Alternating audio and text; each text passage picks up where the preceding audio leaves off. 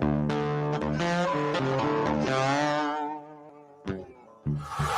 a universe full of ideas, we draw lightness from the dark to a place where opposites attract. Right meets left, positive touches negative, sparking an explosion of truth. Because politics makes strange bedfellows.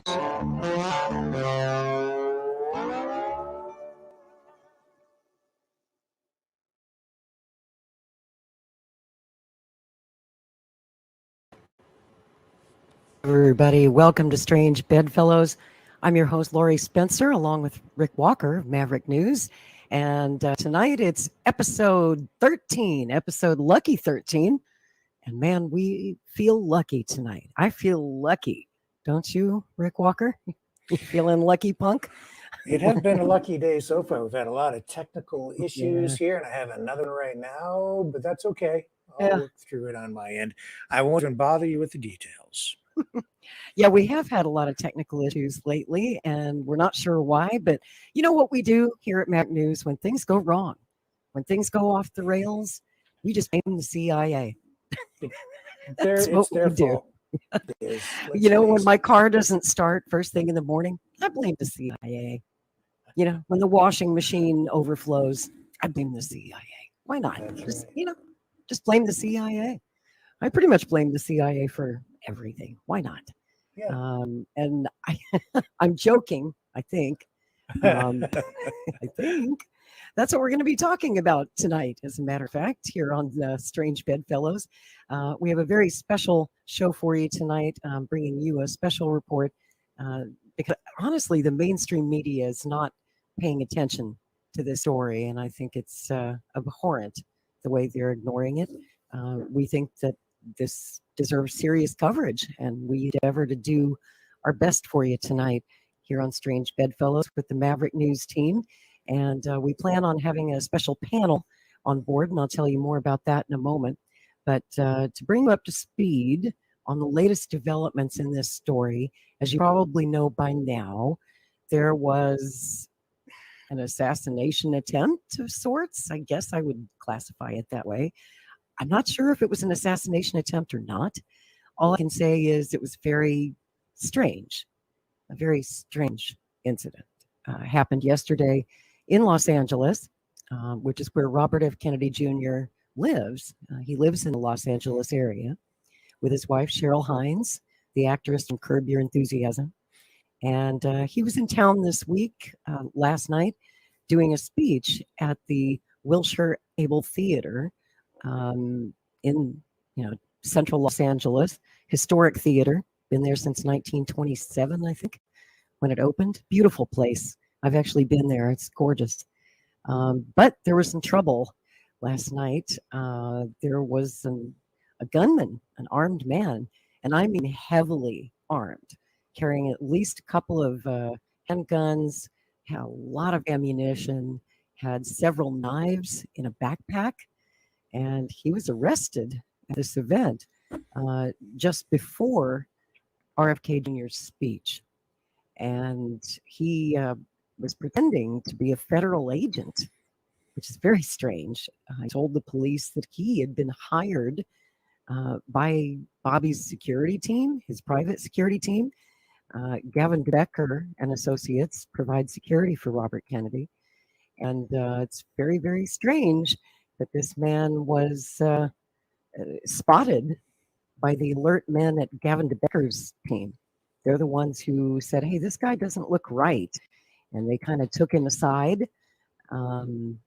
Robert Kennedy posted a tweet, which I will read to you. This was his statement about the incident. He says, I'm very grateful that alert and fast-acting protectors from Gavin DeBecker and Associates spotted and detained an armed man who attempted to approach me at my Hispanic heritage speech at the Wilshire Able Theater in Los Angeles tonight. The man, wearing 2 shoulder holsters with loaded pistols and spare ammunition magazines, was carrying a U.S. Marshal badge on a lanyard and a belt clip federal ID. He identified himself as a member of my security detail. Armed Gavin DeBecker Associates team members moved quickly to isolate and detain the man until LAPD arrived to make the arrest. I'm also grateful to LAPD for its rapid response. And then he adds, I'm still hoping, still entertaining a hope that President Biden will allow me Secret Service protection. Hello, Secret Service, are you listening? I am the first presidential candidate in history to whom the White House has denied a request for protection. And now, of course, there is a viral hashtag going around social media tonight, Protect Bobby, and other hashtags of that nature.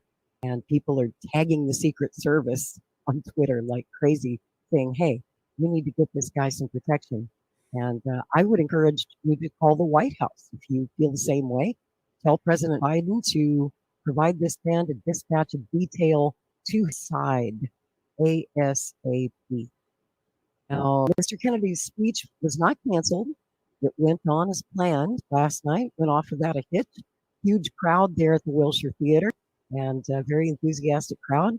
And we'll play you some footage from that speech last night that's very interesting in light of what happened before the speech. Of course, the gunman never got close to him. He was arrested before he could get in close proximity to Mr. Kennedy.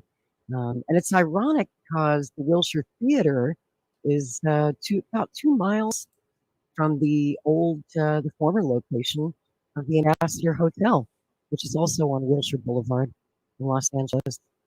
That's where his father, Robert F. Kennedy Sr., was assassinated on June 5th, 1968, on the campaign trail after he had just won the California primary. And that's very strange. I shiver down my spine just talking about it, and I'm sure it does for you too. Something that's really interesting to me, Rick, I'm sure you've noticed because you work in the news too. You notice how the mainstream media really is just kind of not covering this. I mean, you'll get maybe 30 seconds on the Today Show, or a 15-second spot on the evening news, but and it took 12 hours for the national desk at NBC to pick up the story. That was a full 12 hours after it happened. Now, imagine if this had happened, say, at a Trump event or a Biden event. Don't you think they would have been live on the scene, doing lots and lots of coverage for hours and hours? What do you think of that, Rick? Yeah, I mean, probably.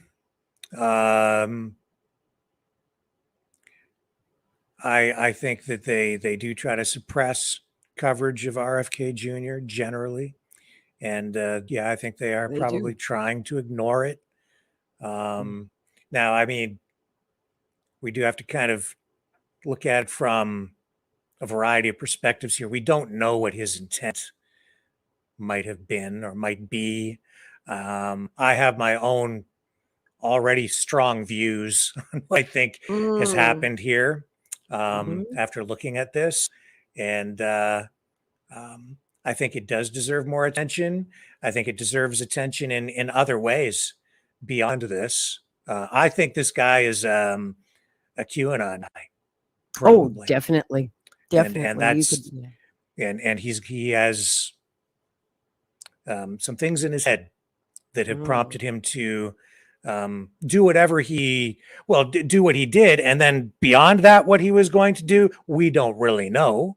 Well, you know, you can't charge someone with a pre-crime.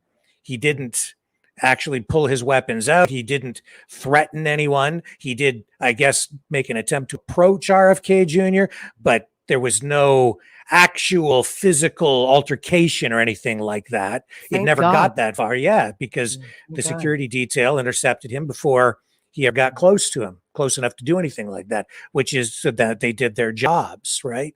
So that's a good thing. But you can see the danger here. And here, I'll bring up this. You look at the tattoos on his hand. I blew that up, enhanced that today. I took a look. I don't know what that is on the top of his hand. I can't quite make that out. Maybe someone has some idea what that might be. But the word first free, word on the top. Yeah. Yeah, I don't know what that is. Free is on his fingers, and then you've got pride, but I can't make out the word at the top. Don't know. Yeah. Is it white? Well, that was my first thought. It I don't looks know. like white pride, but I It cannot does, but I confirm can't. that. I can't confirm it It either. does kind of look like white pride. Yeah, and free on his fingers, right? Mhm. Although I don't think he's white. Well, those look like biker tattoos, and Yes. well, his Did arrest record says he's a Hispanic male. yeah. I'll give you some additional information that I've garnered this afternoon from the Kennedy 24 press office, and Kennedy's press secretary, Stephanie Spear, sent me this. Says that the alleged gunman appeared at a side door of the venue, claiming to be part of Mr. Kennedy's security team. He told RFK Jr.'s actual protectors with urgency that he needed to be taken to the candidate immediately. Observing that the man had a handgun, Kennedy's security team removed him from the area, isolated, surrounded him, and notified the LAPD. Nobody was harmed, as Rick just said. Now, LAPD also took custody of a second man who arrived at this event with the suspect. And it turns out that's the suspect's brother who brought him to the event. Kennedy's security team said that the man seeking access to Mr. Kennedy had a backpack found to contain at least one other handgun, and he had two holsters, apparently with guns on him. So this could be 3 guns in all, 2 in holsters on his person and another gun in a backpack. Also, multiple knives and extra ammunition, but they didn't say exactly how much extra ammunition. The security imposter, as they call him, who was wearing sunglasses, appeared to have laid his plans in advance, as he was carrying what appeared to be a U.S. Marshal badge on a lanyard with a belt clip federal ID. The Kennedy campaign is seeking additional information from witnesses who were there, might have seen something, and law enforcement authorities. And again, the suspect's name is Adrian Paul Aispuro. Have you seen his video? Yeah, but I'm sure some of our viewers haven't seen it yet. Let's take a look. Is this Sure. the arrest video that you have? Oh, well, they've got that. And did you see this guy's TikTok. video on TikTok? Yeah. Which one do you want first? Let's take a look at him being arrested, since we're talking about him being taken into custody. He's 44 years old, and Adrian Paul Aispuro, Aispuro. Oh boy, I had it. I've had Where'd so it much go? stuff up. I've got the other one queued. Sure, either one. Let's go with that one first. Okay, so this is really weird. It is. It's pretty This weird. is mind bending. But the scary thing is, I understand it. Yikes! Yes. Oh, no, Yeah. I don't. Oh my God. I don't understand all of it, but I understand much of it, and that's why I think that Scary feeling. Yeah, it is. It's Okay, like here we I go. understand this guy. Just don't tell me you relate to him, Nick. I don't.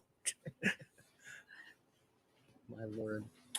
Oh shit, big homie Zorro over here. Shit, just the puta I needed to see. More like God's gangster. Shit, I hear you're the man with the plan. What's the Shit. word? I got it all. Actually, there's too much to tell you right now. So I want you guys to go over to Rumble. Check out Icons 2020. Sarge, I will be speaking with him, and Alex Collier. You're not retiring, homie. You fucking ask me, dog. I need your support. My name is Adrian Paul Aispuro. First name, Adrian. Middle name, Paul. Last name, Ais, as in Sierra. P as in Paul, URO. Calculate my full name in gematria and calculate my last name in gematria and do your Here we fucking go. research on that last name and you'll know who you're fucking with. All right? I need to speak to the Hells Angels. I need to speak to the Mongols. Contact me at STOIC Medic MEDIC717@gmail.com. Let's fucking break some kneecaps. Let's go for a ride, dog. Let's fuck it up. All right? I'm putting this planet on lockdown. DEFCON 1, regulators mount up, stay-at-home orders effective now. That's what's happening. Take care of each other, protect the women and the children. If I don't make it back, call the fucking president, your commander-in-chief, Donald J. Trump. What? Huh? Wow. Okay, there's a lot to unpack. Let's just say there's a lot to unpack there. Do you want me to explain? Well, I tell you what, we'll get to it. I just want to catch you up on the latest updates. Help first. us, please. Because I know you're raring to go, and so am I. DEFCON 1. It's DEFCON 1. Whatever. Planet's on lockdown. Oh, boy. Jeez. I don't even know if I can get through this, but I've been working this. I've been on the phones today with LAPD. I've been, in contact with the campaign and witnesses who were there. My friend Craig Pasa Jardula, who's been a guest on this show, journalist who's filling in for Jimmy Dore for a couple of weeks over there at the Jimmy Dore show. He's out in LA. He went to the event last night, and he was not there, of course, when this happened. He was already inside the venue, was unaware of it until hours later because the media wasn't reporting it. But he said that security was extra tight last night. Craig travels around, follows Kennedy on the campaign trail, covers a lot of his events. And, the campaign knows him by now. The staff knows he's safe. He's not there to hurt Mr. Kennedy. He's just there with a camera to cover him. And Craig said that last night he didn't get to ask his question and during the Q&A period because security was so tight that they weren't letting anybody close to that stage. They were taking no chances, not even for our friend Pasta. So that was interesting. So there was an interview. Adrian's brother, Raymond, who was briefly detained by the police, gave interviews to the Daily Beast, and he also spoke to the New York Post. And he says that this entire thing is a big misunderstanding and that his brother is unemployed EMT, emergency medical technician, said that he had been told that there was a security job for him there. I'm going to read a quote from Raymond Aispuro, 38 years old, his younger brother. He told the New York Post that Adrian approached the security guard asking about a point of contact for someone. They didn't know who he was talking about. They told him to stay right there. He did. And the next thing happens, the cops show up and arrest him. Raymond insists that his brother has a clean criminal record, says he's not a stalker, not even a political guy, and has no connection to the federal government. Of course not. Of course not. He says, quote, "My brother got bad information from someone or was misled somehow. I really don't think he was there for any other purpose except for work." No. He says that his brother had his gun holstered, never took it out, never displayed any aggression. But in that July 31st TikTok video that we just saw, it was obviously menacing. It was threatening. It was often incoherent. And you can see his gun and his fake Marshal badge prominently on display. Not only that, he wants you to know his name. He even spells it for you, and he tells you how to solve it in gematria, if you're into that sort of thing, the numerology, gematria. But this guy is obviously just not right in the head. I need to speak to the Hells Angels. I need to speak to the Mongols. Those tattoos he has are probably biker tattoos. They do look like biker gang tattoos to me. And he's like, let's break fucking kneecaps. Let's fuck things up. I'm putting this planet on lockdown. Take care of the women and the children. And, he has his Betsy Ross flag there in the background. obviously considers himself some kind of patriot. And I did look up he is still in custody. I think earlier there had been some false reports saying that he was already out on bond and that this man was roaming the streets of Los Angeles tonight. He is not. As of last check, I keep checking every couple of hours to see if he's had an arraignment, if he's seen a judge. He has not yet. He is still in custody in the Los Angeles, I guess, the county jail.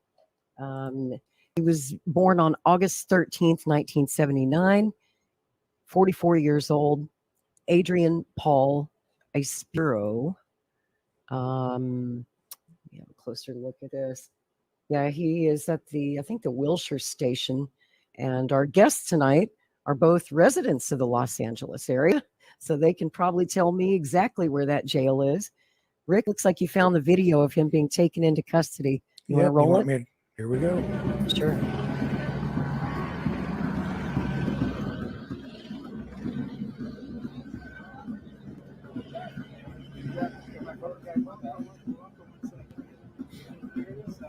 Planet's on lockdown.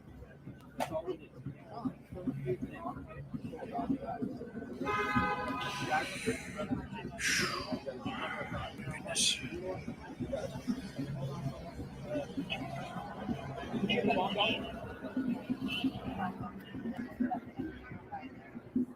Officer, we have a plum dog. You want to take a look at that bag really quick before you guys get into it? Yes, that's not a bad idea. Yeah, okay, we'll wait. Just saying.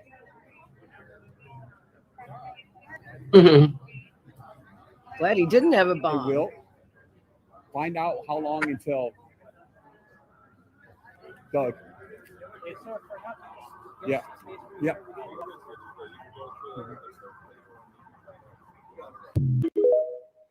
Ta-da!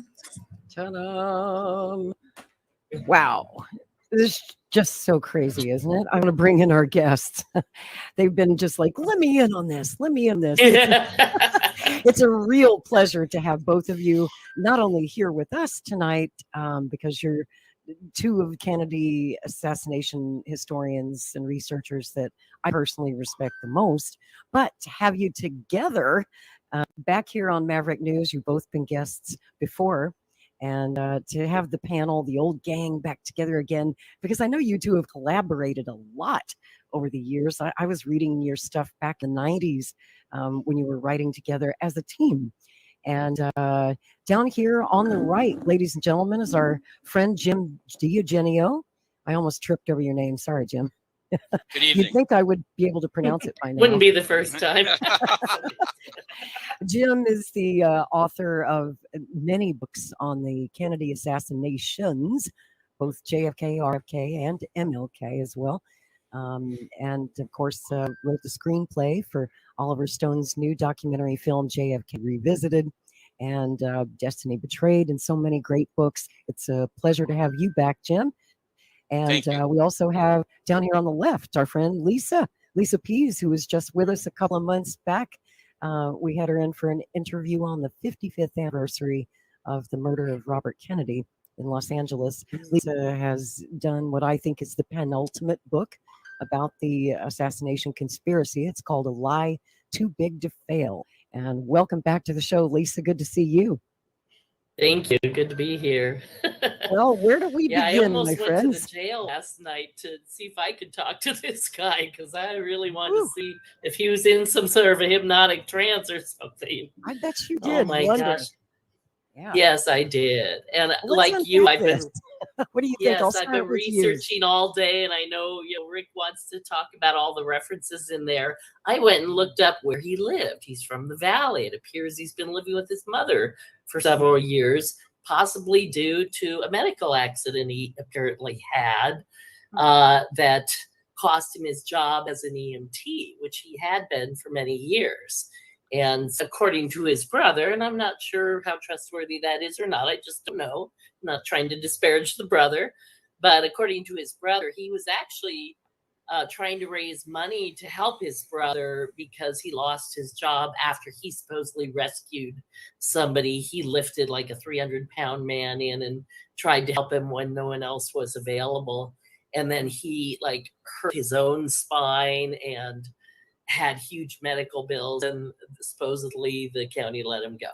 Again, don't know if that's true. That's what his brother said on a GoFundMe page that somebody sent me earlier today. It does seem to have a large an active fan fundraiser right now. Is that GoFundMe still up?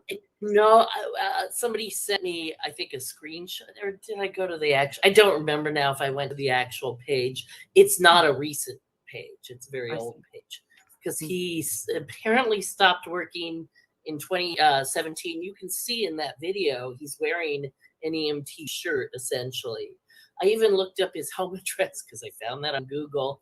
And out front was a car with a Support Our Troops yellow sticker and an Air Force sticker and something else. And it seems on his own TikTok page, there's a Marine Corps insignia.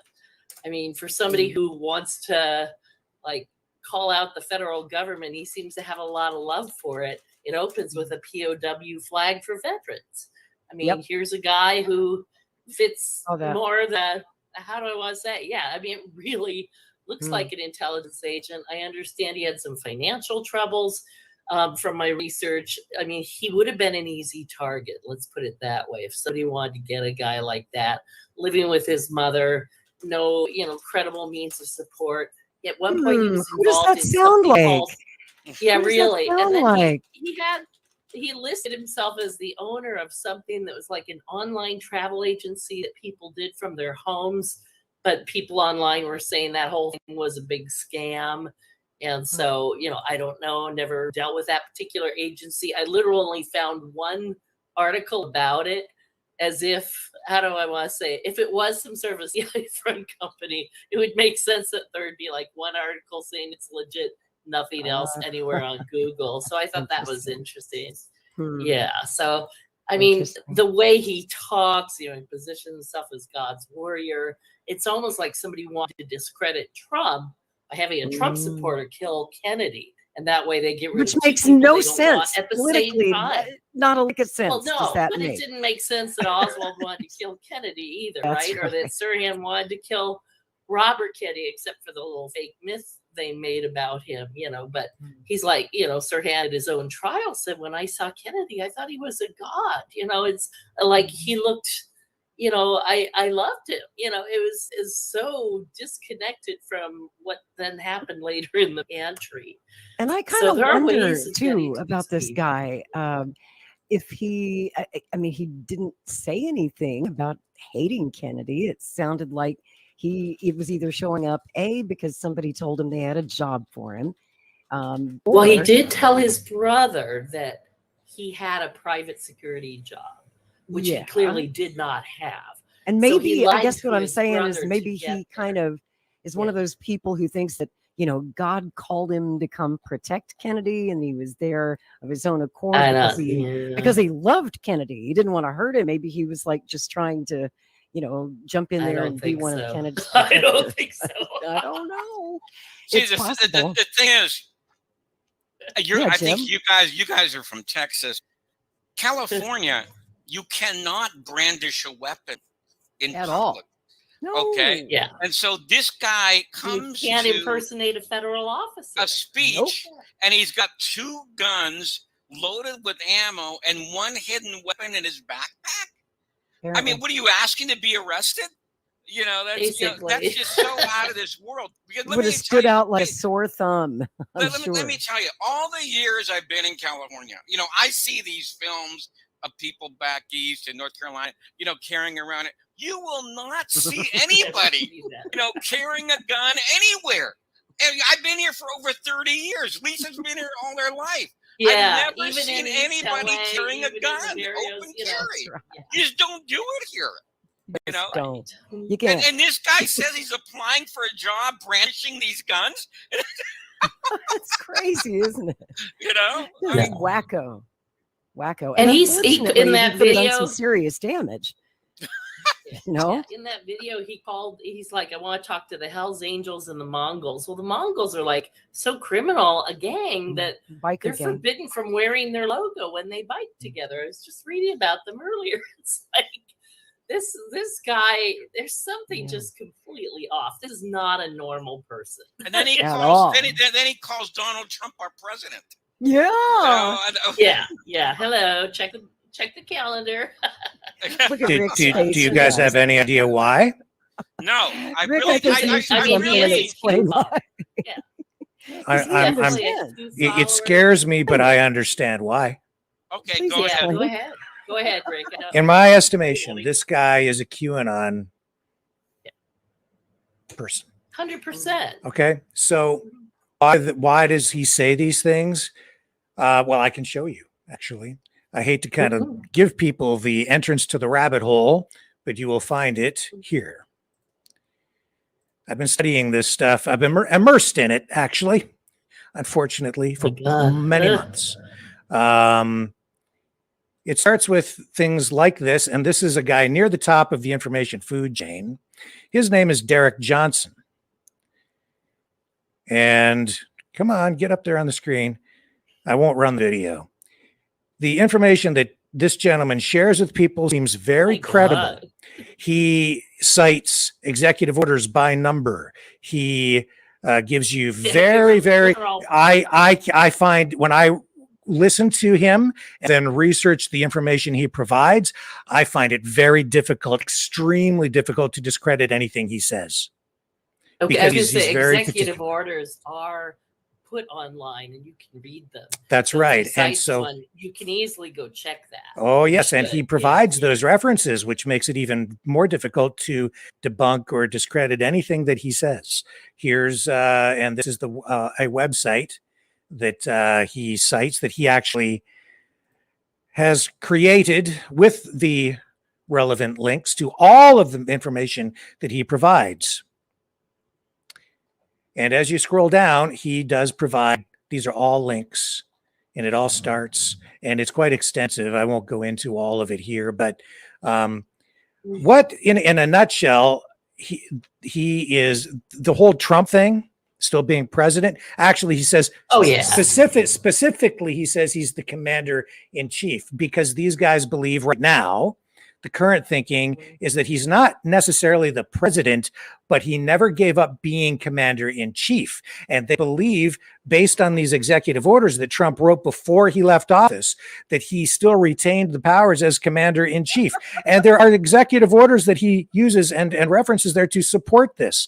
Now, it's all laid out right there. Have you looked at any of those? I have. I went and I looked. I've looked at a lot of this stuff. So, and as you, but what's really going on in my view is one of the most it is the most sophisticated, the most dangerous psychological psyop going ever, and they are in people's heads in a en masse. And it has infected people like some mental cancer, a huge tumor that is just, it's gone, it's spreading like wildfire. It's up here in Canada now. It is, it needs attention. I don't know how this can ever be addressed, but there is mass mental illness. And if you learn about this and if you dare to touch it, if you dare to start looking at the stuff, because you can get infected too very, very easily with this. It's so sophisticated. I'm struggling with it myself. I have been for a long time because you can get sucked down into it, right? But this is what it is, and that's why I recognize it because of what he's saying. The phrases, the words. It's all based on sovereign citizenry, common law. That's why he's making references to the bikers, because that kind of free ideology. We're not really citizens. The government doesn't have any authority over us. Oh yeah, all of that ideology that's woven into the biker culture. It's all of that, and that's why on that tattoo, free on his fingers, immediately I'm like, this guy's like got to be a Freeman on the land or a sovereign citizen. He's with one of these groups. And then you listen to what he says, and it links right back to that. I get fed this information by people. I'm right in touch with all of that's going on with all of that. And I have, You know the Sarge character he quoted on the video, he talked about Cons 2020 Sarge, and I went and looked it up. Yeah, What is I'm that? not really. Can you explain This that, guy is Lisa? a weird- What is that? Yeah, I was gonna say he's a weird combination. He opens with this really cheesy That Star one threw Trek me video. for a loop. I didn't Yeah. understand it. and What is and that? it's like he tries to mix New Age spirituality with QAnon and Trump, propaganda. And it's the weirdest mix because, again, to me, if you're a spiritual person, you couldn't possibly stand Trump. They are completely opposing diametrics there. And so it's just bizarre how this has all been woven together. You know, he opens by calling himself, a warrior for God or God's soldier or whatever he said at the start of that video. Who's filming him? Well, it's literally the only video Probably on his brother. TikTok feed. And it's interesting because I looked at that early on. As soon as somebody put it on my feed, I went right to it. It had like 10 views and no comments. And now it's like up to 66 views and stuff. But it's like he filmed it, he put it up there. There's no other videos. Yeah. It's almost like it was planted just for this event. Exactly. So that we would find It after the reminds me, fact. and I have to ask Jim D'Eugenio about this. Doesn't that have a feel like the staged incident of Lee Harvey Oswald on the streets of New Orleans, the staged arrest, and then his interview with WDSU TV before the assassination, where he's just, wanting the whole world to know who he is, kind of thing. And, Well, what do you think? if he was the only member of the FPCC in the whole city. New Orleans Okay. chapter. Yeah. Right. He's the only guy. I mean, who the heck passes out FPCC pamphlets in the city streets of New Orleans? Okay, so everybody can The heart see of the it, South. and my God, who films people doing that? And the media just happened to be there with Right, cameras they just and happen to be captured there. the whole thing. Okay, all right. Yeah. And so this guy, by the way, Lori, when did that go up? That film that you showed? It's The from video July. of TikTok, that was Yeah, from it's July from July. 31st. And it's In the only July? video on his TikTok channel. Just that one Okay. video. In July. Mhm. So that Okay. tends to indicate he may have been planning this a couple of months in advance. So 6 weeks Planning later, something. this happens. Mhm. 6 It's Right. suspicious what a as heck. coincidence. Yeah. And it happens to be 2 blocks away from the ambassador. Or 2 the miles. More than station. 2 blocks. 2 miles. Yeah. About halfway between where I live and It's the about 2 ambassador. miles, isn't it, Lisa? Yeah. It's about 2 Yeah. miles, right? Yeah. Yeah. You weren't By all here. hands. Yeah. Manny Kang called me last night, and he says, Jim, I'm going to go to this speech with Robert Kennedy down here in the Wilshire District. Do you want to come? And I go, Manny, I've got to drive all the way from the East Valley. I'll never make it in time. And he goes, okay, I understand, but let me tell you one thing. It's 2 miles from the ambassador. That's the last thing he said to me. Bizarre.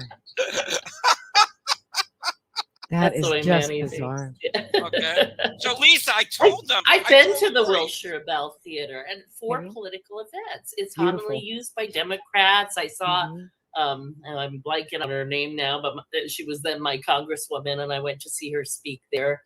And I've been to a lot of events in these small venues, and they always make me nervous because it is hard to provide adequate security in a small place.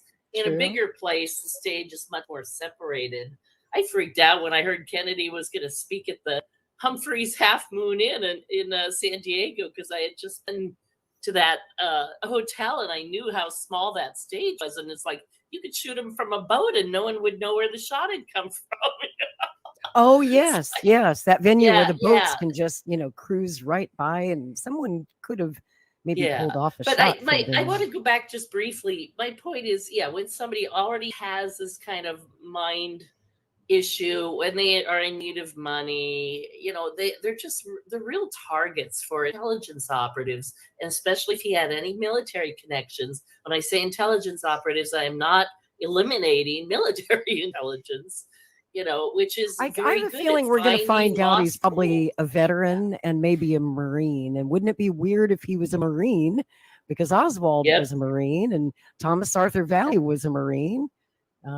Anyway. And the Navy was known to do serious mind control programs for decades. And I believe they are probably still doing them because there's never been any official investigation into their programs. So why would they shut them down voluntarily, especially when they work so well? They wouldn't.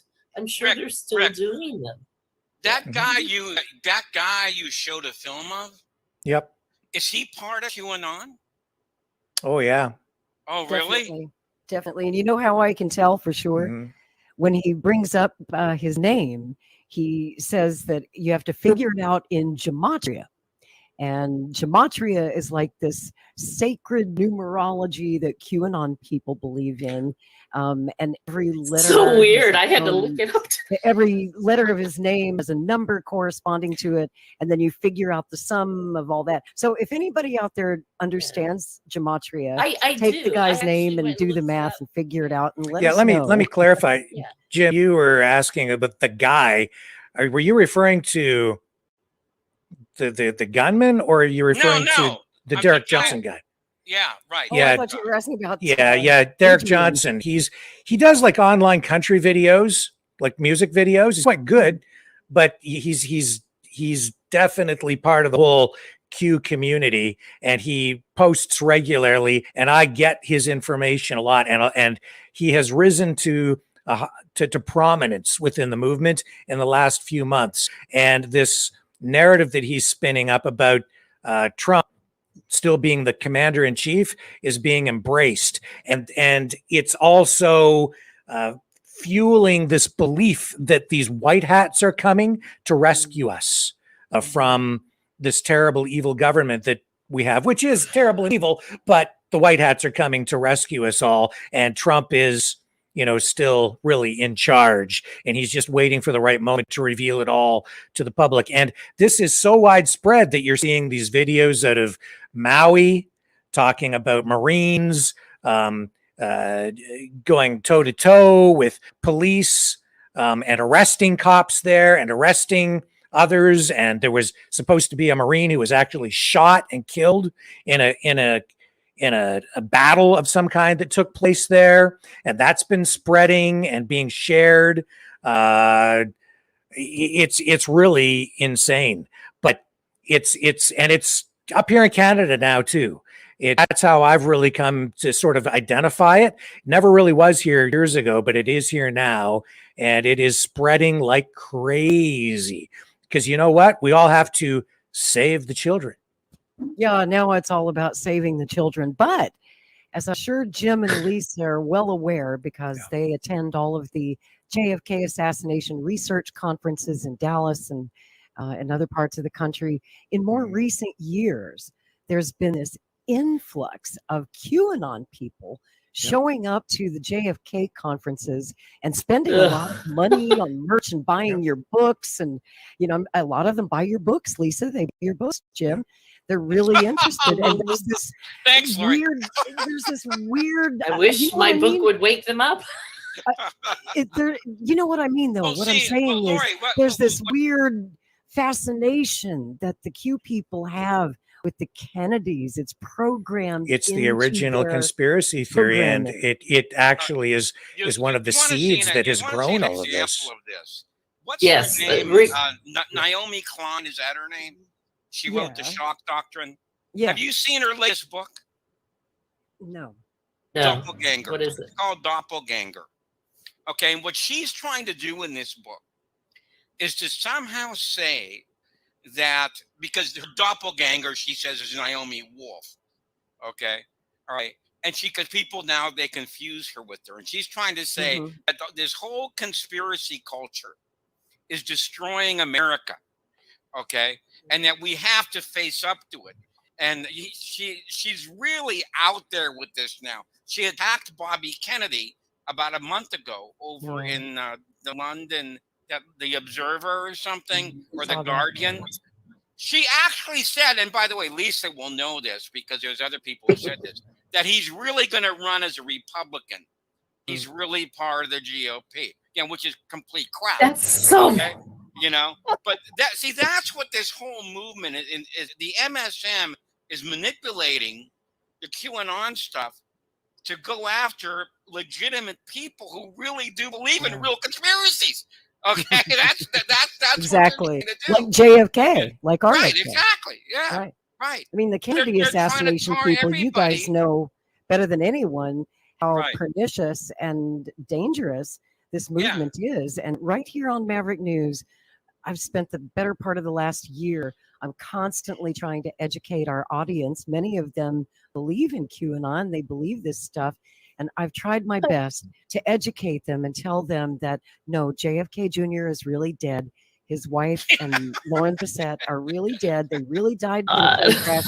I knew JFK Jr. JFK Jr. was a personal friend of mine. I can confirm, okay, from firsthand experience, he is truly quite dead. Tell that to the person who sent me a video 2 days ago that shows that JFK Jr. is coming back to be president. Oh, sure. Oh, God. 2 days ago. It's going to be I was Donald gonna Trump say- running mate, right? Again. I did research for a screenplay I was writing in 2005. So we're talking how many years ago? It's like almost 20 years ago. Yeah. And the video technology to simulate real people, to put words in their mouth and not have it look fake.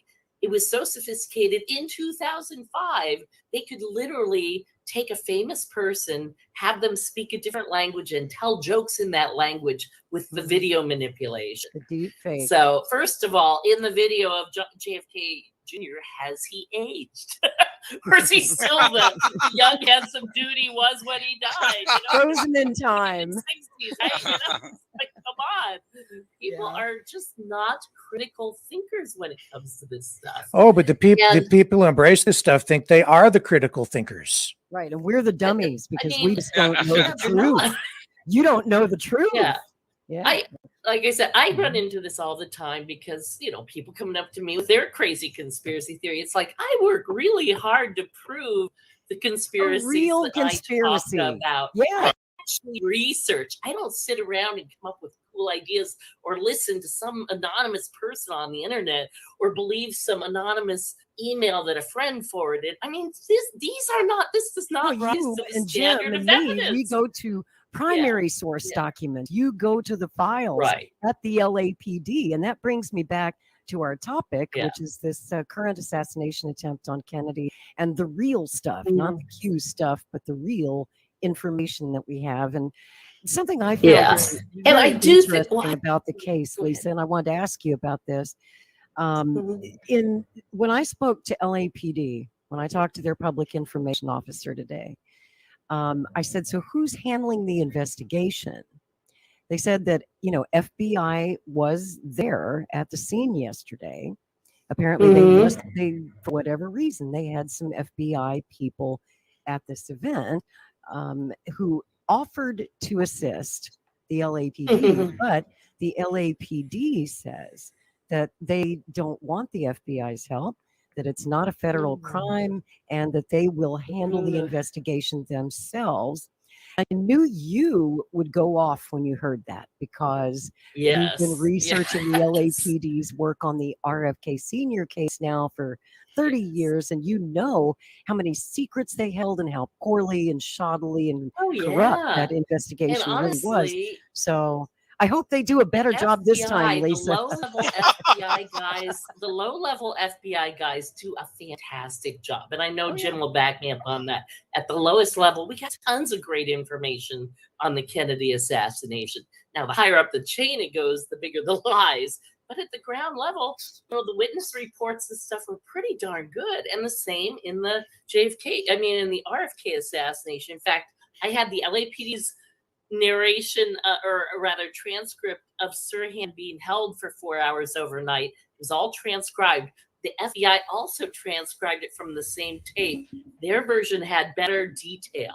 The LAP just glossed over certain things. So if I had to choose which agency, and here's the thing, if there's nothing to cover up, they would share and there would be no jurisdictional issues. So the fact that they don't want to share is automatically a red flag that possibly they feel the need to find out more and cover it up. You know, if this guy is somehow tied, you know, who called him and said he had a job? Maybe he really thought he did have a job. Exactly. You know, it's like we don't know the facts of the case. This may not be a crazy guy lying to his brother. This may be a guy taking advantage of who everybody knew would be easy to discredit because he was obviously a Q supporter. And here's what I don't understand is why so far he's only been charged with gun charges, but there's been no federal charge yet. Now, of course, impersonating a federal marshal is a crime. Right. I thought that was one of the reasons. It's a crime, but he has not been charged with yet. Now, of course, he has not been to court. Really? Yeah, really. They've only got him on a gun charge right now. Bail is at $35,000. He's still in custody, but it's the weekend. Let's remember that there's probably no court on the weekend. It'll probably be Monday before he sees a judge. They're not going to let him out this weekend, I don't think. And I would think that, you know, the federal prosecutors and in fact the FBI should probably be involved in the investigation to see if he really was, you know, I mean, even if it's a fake badge, if you're impersonating a Fed, that's a felony, a very serious federal felony, and he should be charged with that. And I don't understand. And I think why that might be why yet. the FBI wanted in on the investigation. Exactly. You know, for all we know, he has a history of this. You know, for all we know, we just don't know. Well, you know how widespread the problem here is with this gigantic, sophisticated psyop. Have you read the comments on the arrest video? No. Probably 3/4 of the people, or at least half, don't believe that it's real. Oh God. Yeah. They don't believe it really happened at all. They think that it's staged. A variety of comments, but you know that it didn't happen, or this guy's, you know, a wide range of conspiracy theory. Oh my God! That's not even. It's all staged. He's a Fed. You know, on and on and on. I was going to say I found that with kind of the hardcore right doesn't ever want to believe they've done anything bad, so it's always a Fed impersonating them every time one of their own does something bad.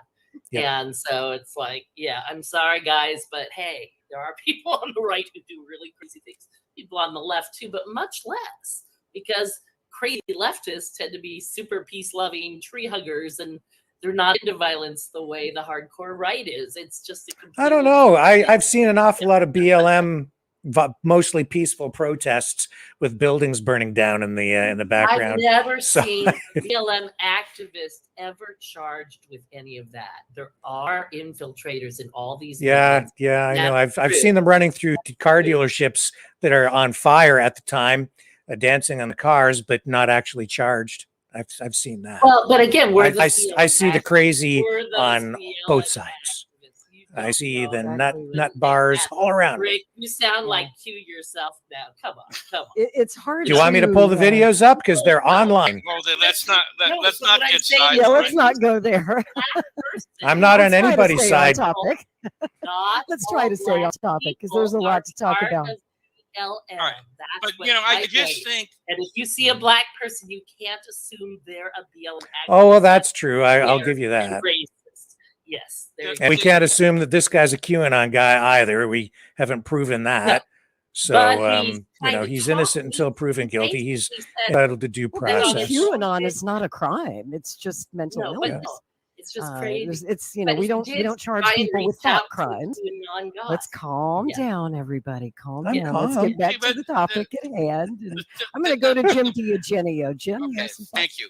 See, the problem I have is, what I talked about earlier. If you're trying to apply for a job with the security services, why would you arrive with that kind of getup on? Okay, I know it. In Los Angeles, California, it wasn't applying. I mean, why would you do that? You think he was an actor on a movie set dressed up like a cop on a, like he's making a movie. He's an extra or something. That was a goofy costume and not very convincing. And then what was that? What was that decal he had on his sweatshirt? What did that say?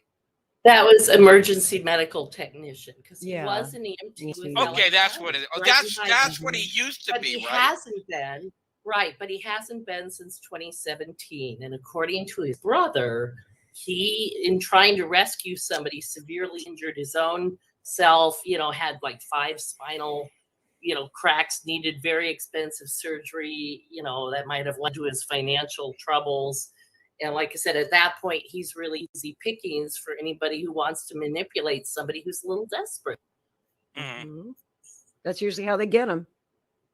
Yep. That's how they bring them in. So if you by the want to way, go his, down that path, we just his prove that. TikTok, Yeah. he had his handle on TikTok is kind of interesting. It's Stoic Medic 717. That's STOIC MEDIC 717. If you want to go check out that channel, look at the weird comments. You'll notice it's the only video there is. And of course, his handle in itself has that gematria shit going on that only Q people understand. So, while being QAnon is certainly not a crime, it's obvious to me as I studied too much of this stuff for my own good that he's a QAnon person. And they all talk in gematria. There's this guy. I wanted to talk about gematria. Yeah. Well, there's this guy who goes by the handle of -48. Have you heard of him? No, I haven't. His name is Jim Protzman, and he's a big leader in the QAnon movement. He's the guy who organized that big group of Q people to go to Dallas last November, and they camped out. They camped out in Dealey Plaza for like 3 months every single day, and they stayed at the Hyatt Regency downtown, big skyscraper that looks like a giant microphone in downtown Dallas, right by Dealey Plaza. And they would go down to the plaza every day, and there was about 100 of them. And for 3 months, guys, and they would chant. They would sit in Dealey Plaza and they would chant. And it takes a lot of money. And they were like, and it takes a lot of money to do that. That's right. These people have money. And so they would take their money and people would donate to them on the internet. People would send in donations. A lot of the members of the JFK QAnon cult who funded this trip, they were staying in the penthouse suite, the top floor, and that's like at least a $600 a night hotel. The leader, Jim Protzman, was bilking his followers out of this money. But the reason I bring it up is Protzman is the guy who teaches his flock, and he has quite a large flock, that JFK Jr. is not dead, that President Kennedy did not die in Dallas, that he's still alive at age 105, 106, whatever he'd be now, and that he's going to come back, and they're all going to come around Donald Trump. And then get this, there's a new twist, guys. Now that RFK Jr. is in the race, I don't know if you've heard the latest QAnon conspiracy theory, but it's that RFK Jr. is not really RFK Jr. He's actually JFK Jr. wearing an RFK Jr. mask, and he took RFK's identity, and so then he's going to, bear with me, I'm almost make the crazy stop. Stop me if you've heard this, but he's going to drop out of the Democratic primary, and then he's going to rip off his mask, reveal himself as JFK Jr., who really didn't die in that plane crash back in 1999. And he's going to run as Donald Trump's running mate in 2024. And then the Q prophecy will be fulfilled. It's the craziest thing Lori, I've ever heard. This is not Oh my God. Again. They really this believe is not it. Just crazy. This is not just crazy. This is I'm getting a headache. Intelligence operative driven. It's mind programming, control, isn't it, mass Lisa? mind control. It is, and there's big money behind it because that group. I'm sorry, even if they're raising money from their their followers who aren't themselves that rich, there's just no way you can stay at the Hyatt for 3 months without like federal funding behind you. Seriously, I don't buy that for a second. By the way, I noticed he died on June 30th, Michael Protzman. So He did? He's no longer the leader of this. Yep, at least You're according kidding me. to The Independent. I did not I'm know reading that. about it right now. Yep, in a motorcycle accident, suffering multiple blunt force injuries, dirt bike accident, Oh. driving a dirt bike at a motocross track. Yeah, when he died. Yeah. Where so- was this? Oh, or did he? In the week since his passing, the QAnon members have Oh. refused to accept his death and claim the whole tragedy was a hoax. Well, yeah, the Of course they intelligence did. operative, his job was done. He was Huh. there to help discredit the Kennedy researchers by bringing in a bunch of crazies, That's right. bringing the crazy element. I was there one year when we were on the plaza. Jim, you might remember this. There was like a woman or a guy with a parrot, and he was just like making it a 3-ring circus. And I saw a news crew go up to film them. I'm like, you got 400 like real researchers here, and you're going to film the crazy parrot guy? Right. And she Of said, course "Don't they tell me are. how to do the news." And I said, "Don't call it news," because it wasn't. This was not. It was the whole point of the report was to make all the legitimate researchers look like crazy conspiracy theorists. And honestly, I really think that's what the Q movement is all about. It's to discredit the notion of conspiracy theorizing. And this happened under Obama. Remember, what is his name? Adrian Vermeule. And he had a partner. Oh. The other yeah. guy. They co-wrote a paper, How to Combat Conspiracy Theorists. And it's like cognitive infiltration. And they're like, go to the group. Right, that's what they called it. Cognitive infiltration. And what's hilarious is the whole point of the paper is like to discredit the notion of conspiracy theories, and yet they're proposing an actual conspiracy of cognitive infiltration. And that's and Lisa, that's Samantha Power's husband. Get out. Oh no. Yeah, it's Samantha Power's husband. Okay, one of those two guys. I don't know which Cass one. Sunstein. Yeah, Cass Sunstein. So what is it that they propose, or what do they suggest you do or should be done as part of that process? They're saying, interestingly enough, they say in general, true conspiracies should not be intertwined. And so, of course, then my question is, except for which ones? Like assassination, for example. But no, they literally said they should send people into news groups, put people on social media, go to where people are discussing conspiracy theories and try to, bring them out of that conspiracy theory. And I think what they found is that probably didn't work. So now they've taken the opposite turn, make the conspiracy bigger and crazier. That's right. And because that's what they're doing. The truth wasn't working. So now they're going to suck them so dark and deep that nothing will make sense to anybody. Remember, Lori, we had that discussion, and I said, "How do you get oil off an engine? You pour more oil on it." That's what they do. That's exactly what's going on. That's what Freezing the wheels. That's exactly what they're doing. Yeah. They don't try to save the people. They make it worse. They add to it. They build it more, and then use it. The news people to stay even further, especially when you have credible things like Jim DiEugenio's Oliver Stone project on the JFK assassination, JFK Revisited. When you dump all this JFK Jr. stuff is alive, and you run those stories side by side, it's easy for people to say, well, I don't think I'll go see that Stone conspiracy theory film, even though, as Jim will tell you, a lot of people did. Good point. By the way, that's exactly what Steve Gallant did. Okay. He actually wrote a column for the Washington Post.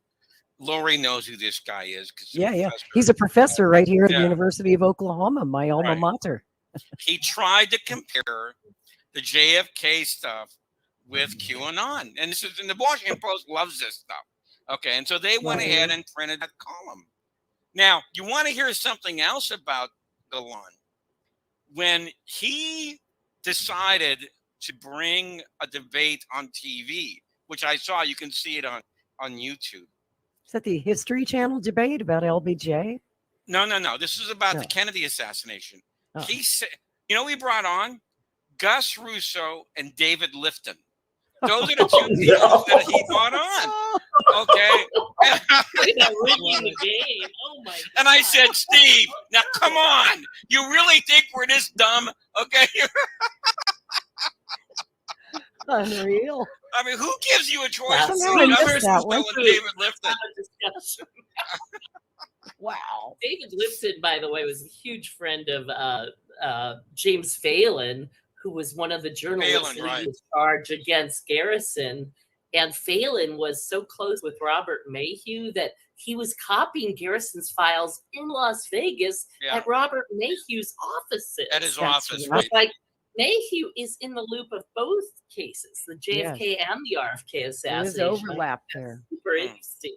Yeah. You know, there's so many connections to Los Angeles in both the JFK and the RFK cases. And something I wanted to address tonight while I have both of you here is, you know, there were, and we've been talking about it a lot since the news broke of this potential attempt on RFK Jr. last night, was, you know, we were talking about guys like Thomas Arthur Valley and some of the other dry runs or assassination plots that were foiled before Dallas in November. You know, there was the Chicago plot, there were the plots in Florida, and there was also a plot in Los Angeles. And I was wondering if Jim or Lisa, if either one of you would like to explain that a little bit, the dry runs.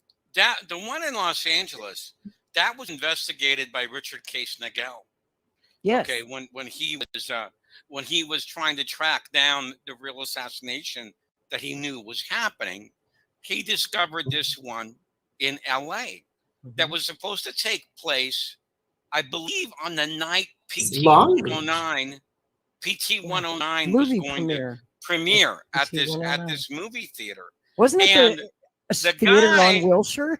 I think it was a theater on Wilshire. Probably. guy- Well, to be the fair, guy- everything's on Wilshire. The guy who they were going to frame, okay, for that one, just happened to be a member of the Fair Play for Cuba Committee. You know, it's almost like you have to be a member of this committee, and we're going to consider you a suspect. Okay. Well, they're trying to. That means you had to be a communist. Of course, we're going to blame a communist for it. Right. Just like we suspect this guy was set up in part to frame Q. You know, Oswald was set up in part to frame Castro supporters and to blame them for the assassination and make supporting Castro so distasteful, or supporting Russia, you know, so distasteful because they killed the president. So this is a standard template that we're seeing. It's hard to ignore that. Yes. By the And way, when his he name mentioned was- Donald his Trump, name was Vaughn Marlowe. Von The guy, if Marlowe. anybody's listening and wants to look it up, his name was Vaughn. We're not making this stuff up. It's true. His name was Vaughn Marlowe. I think he lived in Long Beach. There's some Long Beach connection to that. I don't remember the details. Well, it's but all yeah. about those planting of psychological seeds. And I'm sure you guys noticed in this strange TikTok video that Mr. Adrian made, you know, that he plants not only his name, spells it for you, all three names. He wants you to know his middle name too. He gives you his full name. He tells you to look it up in gematria, and he drops the name of Donald Trump as the real president of the United States. Now, to me, that just smells like a setup. That makes all my spidey senses tingle. That they're trying to set up the MAGA people or Trump and somehow blame them for this, which politically makes no sense, because I'm down here in Oklahoma, flyover country. I know a lot of Trump supporters, and guess what? They all love Robert F. Kennedy Jr. Republicans think he's great. They like a lot of what he says. They might not agree with everything, but I just cannot see any Republican or MAGA person wanting to ever hurt Robert F. Kennedy Jr. I fear that whatever violence may come his way is going to come from the left, because there are some really fanatic leftists. This is something I wanted to actually talk about, because, and I think everybody here is aware of this, there has been a massive, and I mean massive, effort to marginalize Bobby Kennedy Jr. and by the smear him, MSM and the establishment, defame and him. most lately the DNC. The DNC is worse on this case than they were with Bernie Sanders. Absolutely. Okay. And that's saying something. Yeah. Yeah. So, No I mean, if there was going to be something, I would expect it to be from the extreme left. Okay. That's what I would expect it from, because everybody's had this drummed into them, you know. That's why you can't assume that he was there to do harm just because he showed up, right? Exactly right. We don't know what his intent He might have is. just been crazy. Either way, Yeah. if it were an intelligence operation, whether he was witting or unwitting, whether he was manipulated or a volunteer, either way, it's clear the point was to discredit Q and Trump, and to threaten, And Kennedy's scare life. the hell out of everybody on Yeah. Kennedy's team. In his If mind, the- he might have been there to protect RFK Jr. We don't know. Exactly. We don't know. Yeah, we Yeah. don't know, Rick. but I doubt. Rick, Yeah. is, I is- mean, yeah. Rick, is that the only video of this guy before? No, there's that one guy? other. Which guy? Oh, that The one. guy who's accused of trying to take a shot at Bobby Kennedy. Yeah, that's the only one that I was able That's to the find. only one? It's the only one on his Oh. TikTok. It was his own TikTok, and it was the only one. He even gives out his own email address. Might as well as giving his phone number out. I mean, he address. put that up there for a reason. But like I said, the whole thing just smells like either he's a Fed or the intelligence agency He looks set him like a up, Fed. or does. he's some sort of a mind control. I think that he gave that information about his name out because they have this pseudo law based in sovereign citizenry and common law where they use this legal lingo and everything is based on their name. They're just a man or a woman of the land, and they're the Constitution, the sovereign government isn't sovereign. It's not a legitimate government. And so they state their name in a particular way because they think that gives them some declaration of immunity to prosecution for whatever it is they're about to do. And it goes on and on and on, right?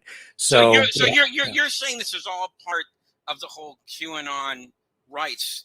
Okay, their beliefs. And They're QAnon, foundational. yes, and QAnon is sort of like the most prominent, most visible, it's the foundation of this whole movement, but it goes far beyond that to the point where many people who are immersed in this culture, this ideology, this psyop, don't realize they're part of it. And what weaves its way into politics at various levels and activism. And really what I'm seeing is it is just designed to disrupt, to create chaos, anarchy, to get people out into the streets. This is the method that they use, I believe, to fuel color revolutions in other countries. And I think that it is being done on that scale right now in my country, in Canada. It's at a certain level. It hasn't erupted to that point, but this is ongoing. And I'm seeing it, and it is very disturbing. I think it's even being done in the U.S. as well, but especially here in Canada. And I'm really, really worried about it. Yeah, you should be, because it's probably my tax dollars paying for that, unfortunately. And yours, Well, Rick. frankly, You're paying for it. CI can print its own money, which they Yeah. have. They have counterfeit operations, and they have their own black funding. So maybe my tax dollars aren't contributing after all. And you see, it's hard to identify or even convince people that they're involved or they've been sucked into the rabbit hole in a negative way, because there are always seeds of truth. And then they wrap it up in these more elaborate scenarios and ideas that once people start going down that road, it becomes a mass psychosis, and you become part of the community, and you dare not challenge it because the people around you will become they'll push back hard, and you'll feel like you're going to be excommunicated, right? And it becomes almost well, you don't want to, and once you're part of that community, you become isolated as well, so that you become isolated from your family, from your old friends. Now your whole existence, your support mechanisms, everything is wrapped up in that community. So you don't dare say anything negative about it or challenge anything that you're being told. Once the narrative is set, you have to go with that, or you'll be called out and say, no, you're not a true whatever, and you get out of here. So you risk being excommunicated. Then you have nothing. Rick, you have nobody I'll left tell you anymore. why. It's because it's not a community. It is a cult. And in cults, when you try to leave the cult or think independently of the cult attacks you. That's you right. see? Right. And you try to wake them up to reality and bring them a pot of coffee and say, hey, wake up exactly and smell right. the coffee. They say, no, you're evil. You're the devil. You're possessed of Satan. I mean, Right. they Yep. just, You're a federal agent. Yeah, you're, yeah. you're fed, That's right. you're bad. You know, that's a cult. That's not a community. They may That's right. call themselves Right. a community, but Yeah. that's not a community.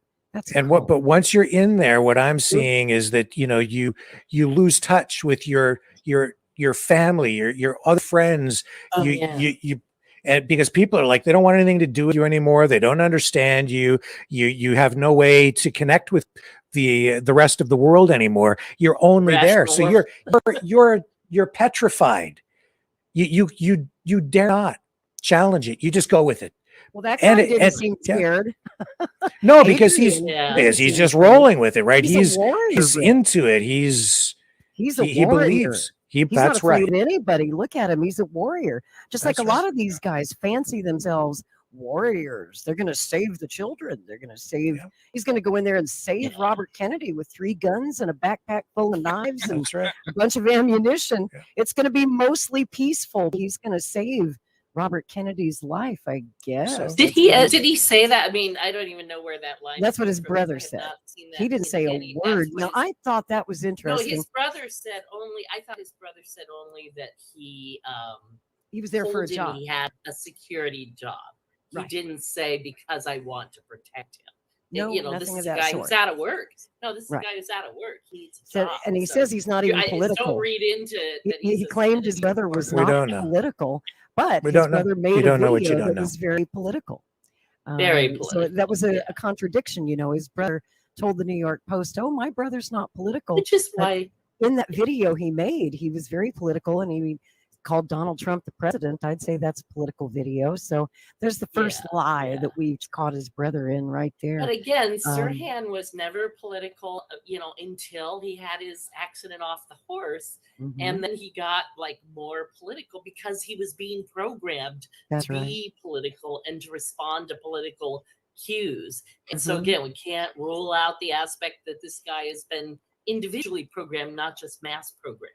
That's a great point, Lisa, and I can see why you latched onto that story about the suspect being injured, and that's why he was unable to work and became disabled, because that must have called Right. up in your mind. And had to move back in how- with his mother because he had lived Just like independently. Sirhan. And then And I'm taking a That's beating true. in the chat right now on my channels. Well, you started it. You had to bring it up. I hope over BLM. Like I said, not every Black person is a BLM activist, please. Yes. But Don't blame Lisa, the I activists to for the dig things a other little people bit deeper on the programming aspect of all this, because like you, my first thought when I started finding out about this suspect, Adrian, and I started looking at his videos and looking at what he's written on Mhm. his comments on Rumble. He's left some comments on Rumble videos that are very, they're QAnon videos, and he's left some Yeah. disturbing comments. But of course, it sounds Like like what? he's been deeply programmed to me. And I wanted to know if Mhm. that's what your initial take on this guy is that he's deeply, deeply I programmed. suspect it, but obviously I need more data because I don't like to theorize too broadly about things when the story is fresh. But I think it's an area we should absolutely look into. I looked into like who his associates was, and one of them looked like lived a few blocks from Hank Greenspun in Las Vegas. And I'm like, where it said like Las Vegas Sun, formerly at this address or something. I'm like, well, that's interesting. Just Thank somebody you. commenting in Thank my you. chat here, I have to address this because Okay. somebody is saying, is Rick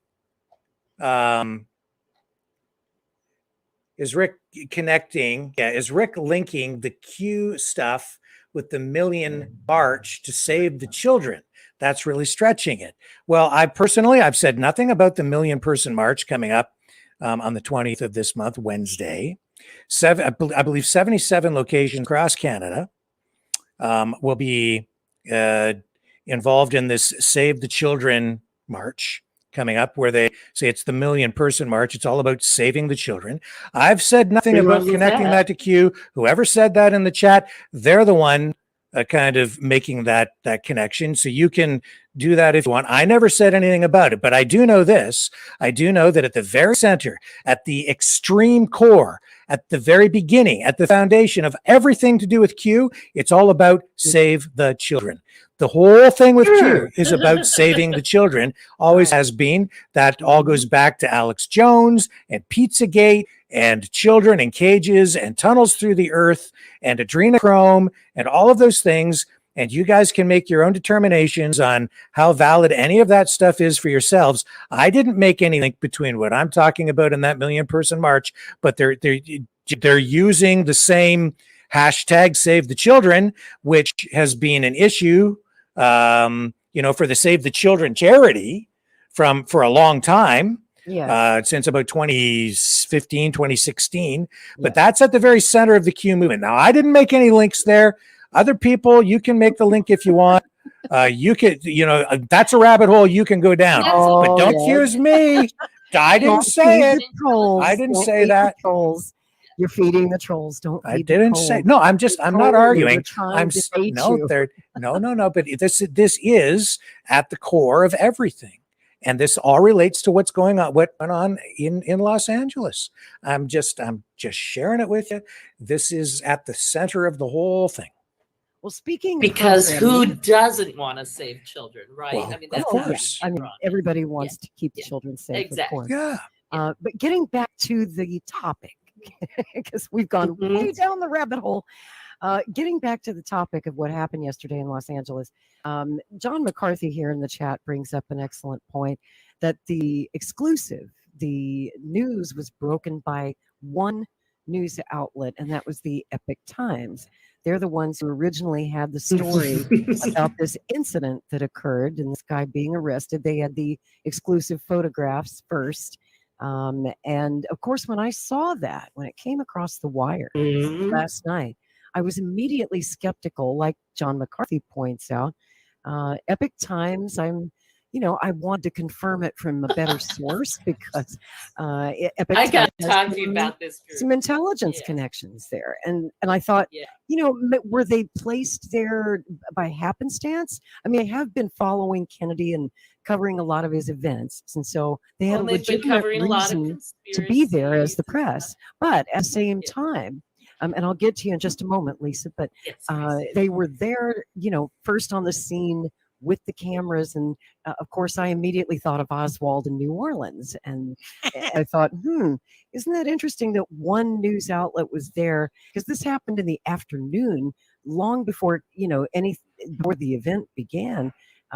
This happened kind of earlier in the day when the media was not milling around. So they got the exclusive. And so immediately I had to call and double check it with LAPD and with the campaign to make sure that this was legit. And yes, the Epic Times reporting did turn out to be entirely accurate. But I have to admit that at first I was skeptical too. I mean, that's my job as a journalist, is to immediately be skeptical of any information I get, even if it's in their news outlet reporting it. I want to check that with 2 or 3 more sources before I would report that story. And so once I was able to confirm that with LAPD and the campaign, then I went with the story. And it just so happens they were there. I'm not saying that, anything sketchy or sinister was going on, but I'm, the Epic Times does have some interesting connections. Let's put it that way. Did you have some thoughts on that, Lisa? Yeah, because when the Epic Times first started, the first publication of theirs I ever saw, this is an intelligence operation, alarm bells went off. And they're fairly young. I mean, they've only been around like a couple of years. They now have it's in every language. Now, legitimate media, you can't scale that fast. There's just no way. Jim and I know, we ran a magazine for years. It's really hard, especially if you're talking, about the kinds of stories that the Epic Times is talking about, to scale on the level they have. And I have met other journalists at other similar publications in the past who ended up being spooks. So it wouldn't surprise me. And of course, the other spook outlet that reported, the first one, I think, to break his name was the Daily Beast, after the Epoch Times. But The Daily Beast is the one that hired Gerald Posner, who wrote all that crap about the JFK assassination that was disproved over the years, and then he was, charged with plagiarism, and it's a place where they can hang their CIA assets between gigs, and let them write for that paper. There's isn't the Epoch Times funded out of China? That's where Hi- I think a lot of their money comes Taiwan. from. well, They're connected to the Falun Gong, To what? which is Yeah, well, I'm- anti-China. They've always been anti-communist, anti-China. Okay. The Yeah. Daily and they've been Beast. targeted by the Chinese Communist Party, they say. So yeah, So The they- Daily Beast was brought to fruition by Tina Brown, who was Harold Evans's wife. Okay, and Harold Evans, when he was at Random House, teamed with Bob Loomis, and they're the ones that brought out Case Closed. And they bought an infamous 2-week New York Times half-a-page ad, okay, to promote Posner's work. All right. And then Posner's job, she hired him. Tina Brown then hired Posner until she had to fire him because he committed plagiarism so many obvious times that she had to get rid of him. Okay. So those are two sources for you. All right. Yeah. know, So when they're the Rick, ones running with these stories, you just have to wonder. Yeah. I was going to ask Rick Walker if you could help me roll a video on your end, because my internet's acting a little funny tonight. If your internet's steady up there in Canada, for some reason their internet's better in Canada. I can't figure out why you guys have better internet. The The NSA long arm don't- of the don't say CIA it, Lisa. doesn't reach that Don't far. say it, Lisa. I want to show you guys some footage of, something good that happened last night. The speech that Kennedy gave went off really well. The place was packed. Nobody knew, of course, about this assassination attempt or this weird incident until after the event. So everyone was blissfully unaware, had a wonderful time. And the only one who knew, of course, was Mr. Kennedy and his staff. And they did not say anything about it specifically, probably because they didn't want to alarm the crowd, people who were there, unduly, since there was no immediate threat. They just decided not to talk about it. But he gave, about an hour's worth of remarks, and most of it was his usual spiel, the campaign speech that he gives in city after city. But something kind of cool happened at the end, like the last 5 or 6 minutes of his speech. Kennedy went off script and he started ad-libbing. And I've watched probably every speech the guy has given over the years, certainly since his campaign began. And there's some really interesting things that he says here that I've never heard him say before. Some of it was new to me. And it's just absolutely passionate and interesting. So let's take a listen to the last 5 minutes of his speech. And that uncle is Uncle Sam. And Uncle Sam is going to co-sign your mortgage. And if you'd fold, Uncle Sam can resell the home like they did with Freddie Mac and Fannie Mae, which is why they have $110 billion surplus.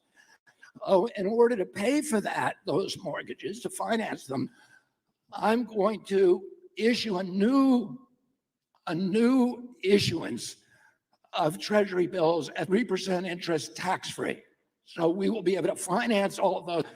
The first $500,000 I'm going to give to teachers, because they are the most neglected. Teachers are the most important profession that we have in this country. And they are beleaguered, they're abused, and they're undervalued. And we need to make it so that they can live in the neighborhoods. These mortgages will only be available to people who live in that home and work in that neighborhood. And I'm going to close with one other idea I want you to keep in mind. We're sending we're already committed $113 billion to Ukraine. And President Biden now wants another $24 billion. Now, just for comparison, the entire budget of the EPA is $12 billion a year. So that's all we've got for the environment in this country. That's it. So we're sending 12 times in 1 year to Ukraine what we spend on EPA. The entire budget for CDC is $12 billion. That's what we got for public health. And how can we afford to send 12 times that much to Ukraine? The month that we made the $113 billion commitment was March of 2022. And that month, we also spent $300 billion, twice what we're getting to Ukraine, to bail out the Silicon Valley Bank. So, and that same month, we cut food stamps to 30 million Americans from $283 a month to $23 a month. And we announced the cuts of 15 million Americans from the Medicare rolls. So, you know, like I said, they're doing this right in front of us. They got plenty of money for the military industrial complex and plenty of money for the big banksters. But when it comes to working Americans, there is no money. We're broke. So that month, Mitch McConnell was asked, how in the world can we afford $113 billion to Ukraine when, you know, we have crisis? There's 2 zip codes in Chicago. A recent study showed that the people in those zip codes have worse standards of living than people who live in the most war-torn neighborhoods of Afghanistan. We have a crisis right here in this country. And Mitch McConnell was asked by a reporter, can we really afford to send $113 billion to Ukraine? Here's what he said. He said, yes, because the money's not really going to Ukraine. The money is going to US military contractors, to General Dynamics, to Raytheon, to Boeing and Lockheed. These are American companies, so that money is really coming back here for the good of America. So who do you think owns every one of those companies? Exactly. And you know, when we give the money to Ukraine, we call it a loan. Of course, how many people here believe that Ukraine is ever going to pay that back? Yeah, nobody. And nobody does. There's nobody in Washington who does. The same number of people in Washington believe they're going to pay it back. But what it does is it allows us to put the screws on Ukraine, and we signed a contract with them that compels Ukraine to do certain things. And one of those things is to sell most of its assets for cash, including its farmland. Now, Ukraine has the best farmland in the world. For 1,000 years, there have been wars fought over that farmland. It is the breadbasket of Europe. And people say about Ukraine, about the soil, that if you throw a boot, an old boot, on the ground in Ukraine, something that will grow from it that you could eat, because it's so rich and fertile. And everybody for many, many centuries has been trying to get their hands on it. Well, guess what? Now they're being forced to sell it. The small farmers are being forced to give up their land. The government is giving up its.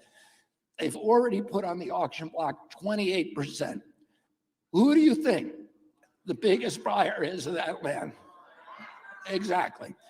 So, you know, why are we in this war? We know who's making the money from this war. They're doing it right in front of us. And what they do is, the strategy that allows them to get away with it is they keep us all at each other's throats. So they turn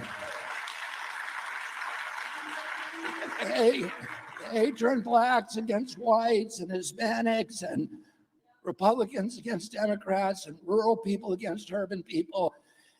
And you know, when the rulers in the castle, the king and queen, look over the castle wall, the top, and see all of their subjects fighting, they go back to the dining room and they open champagne and they toast each other.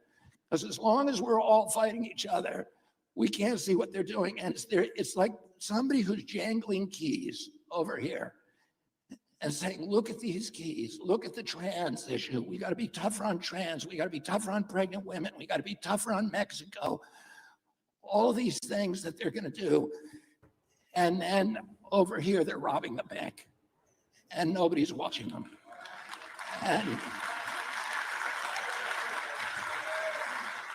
But I have my eye on them. And when I get into that office, it's going to be, the payday is going to be over for BlackRock, State Street, and Vanguard.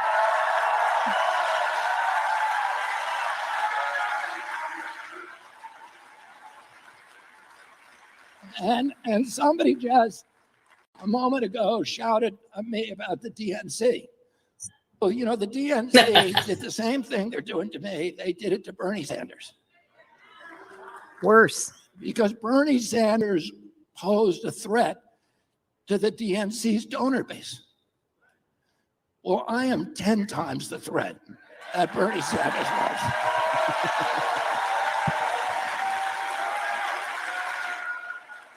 Better believe it. And that's why they've raised, my understanding is $2 billion. And do you think they raised those in small donations? No. And no, they didn't. They raised it by somebody, you know, in the White House basement calling all the billionaires and getting the big money from them. And why they handed over, do you think those billionaires and big corporations like Monsanto and Pfizer and BlackRock and State Street and Vanguard, do you think they gave those big million-dollar donations to the Democratic Party out of a patriotic impulse? Or out of a humanitarian impulse? I don't think so. I think they think they're going to get something for that money. I think they don't look at that as a donation. I think they look at it as an investment. And I'm going to make sure that they do not get a good return on that investment. So I want to thank all of you for being here and thank you for your support. And I'll see you again. Man, oh man, I'll tell you what. That was a speech that was unusual for Kennedy. I have not seen passion like that from him ever, nor have I heard him deliver his words with such bluntness. And you can go ahead and cut the video. Thanks, Rick.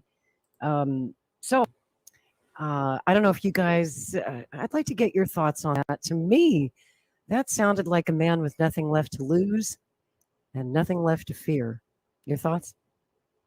He's been that's to the why they don't want him mountaintop. on television.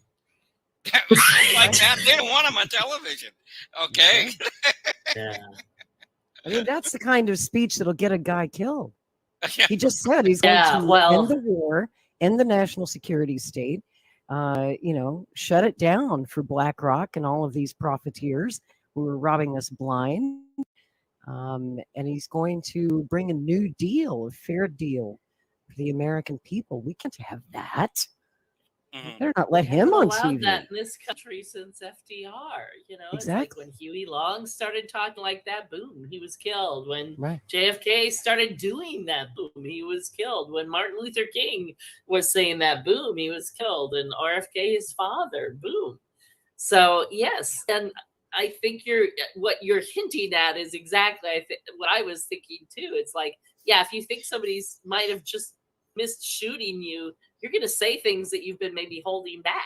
And That's you're what I gonna was say thinking. them I'm like, and just get them say out it. there. Say it all. Yeah, say it now. You exactly. never know how much time you've got. And I think he was thinking the same Exactly. thing. There's Like, if no this is the holds last speech I barred. ever give, I'm going to tell the American people more truth than they've ever heard in recent memory, if not their whole lives.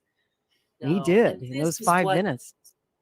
Yeah, this is why what the show you guys do is so valuable and important. And I'm not brown nosing. I'm serious because there's so few people who tell those level of truths. And The mainstream media will never tell you that because their advertisers are all these. They'll never big play people, that speech, you but know? we just did. We want No, everybody to exactly. see and hear what he said last night in Los Angeles. Spot on. If that's the last speech he ever gives, that was the best speech he ever gave, and I've seen them all. Oh, let's please let it not be his last speech. Let I there hope be not. many more. And I want to encourage people, because I'm a big believer, you know, you can call it new agey or what, but I'm a big believer that what we think about, we bring about.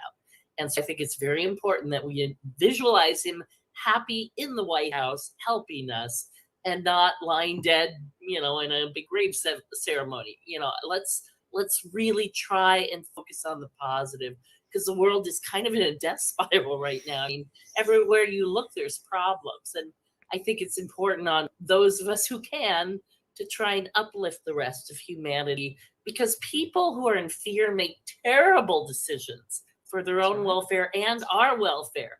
People who have hope, who feel a little joy now and then, a little comfort, a little love, they make better decisions. So it's my personal mission to try and spread a little joy and hope and love in the world. I try and do that on Twitter when I can. If there is a positive story, I try and share it. I don't want to be negative Nelly all the time, and that's easy to do in the research that we do. But I think we keep him alive when we keep people from too much fear. Exactly. And that's why it's interesting that tonight's episode just happens to be episode 13. I call it Lucky 13. Yesterday, yes, it scared us all. It gave us all a moment of, but it ended well. And as you saw, that speech went beautifully and the crowd loved him. And the evening could not have ended on a better note than that. And I feel it was a very lucky day. Luck of the Irish was with him. His guardian angels were with him, and his security team did a bang up crack job. They did a fantastic job, better than the Secret Service, which brings me to the question of careful what you wish for, right? Protection. See, yeah, I mean, Bobby is once again asking, renewing his plea to this administration to provide him Secret Service protection. The Secret Service and the Biden White House are dragging their feet for reasons that baffle me. Secretary Mayorkas and the Department of Homeland Security denied Kennedy's request a couple of months ago, even though he submitted and his security team gave them a 67-page document of threats that he's received against his life that they take seriously. They don't think these are just random trolls. They think they're quite serious. Well, there was that guy who got like within steps of his bedroom the other day, and got to the top floor of his house. Yeah. If anybody ever deserved protection, it's this guy. And I saw it online today, right before your show. People are like, no one ever gets protection this early. That's not true. That's not Obama true. had protection this early. Yeah. Ted Obama Kennedy had it. death threats.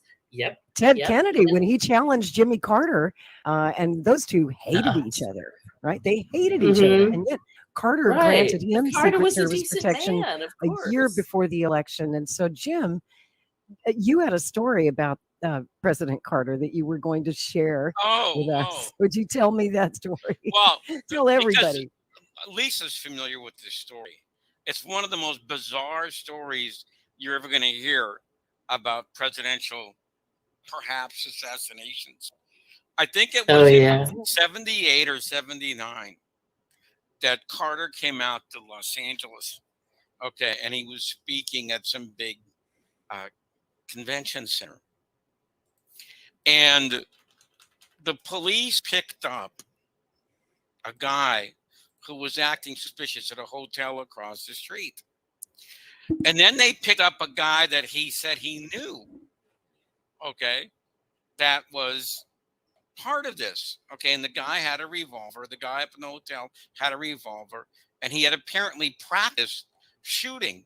He delivered about 8 rounds, okay? And he said this other guy that he named was a guy who told him to do this. The bizarre thing about this is that the guy up in the hotel room was named Osvaldo, and the guy down on the street was named Harvey. Okay. Oh, no, Raymond Lee Harvey. No way. Raymond Lee Harvey Osvaldo. Yes, balls. and if you put the Raymond- two names together, Raymond, What are the Yeah. odds? and Raymond Really? was the character from the Manchurian Candidate, you know, who Yeah. fired a president, you know. So it's like, and this is the story where Raymond Lee Harvey was firing blanks as a way to distract, so that the actual shooters would get their shots off, just like what I argue happened in the pantry. And I didn't know that when I wrote To his my book, I father, found this to Robert F. chapter. Kennedy Sr. Yes. That's your Yes. theory. Yes. Yeah. Yes. And if I had Except it's written, not a if I theory. read that before, it would have been in my book. Yeah. It's like this again. These are templates. These are practice plots that work. Except this time they had a guy who decided he wanted to do a little. He wanted to see how loud the gun was going to be, and you know the blanks went off, and people looked. He was in the crowd, and they got him. Yeah. So. and by the way, Isn't it again, that might sound too wild, but you can look it up. It's even on The New York Wikipedia. Times. Okay, Yeah.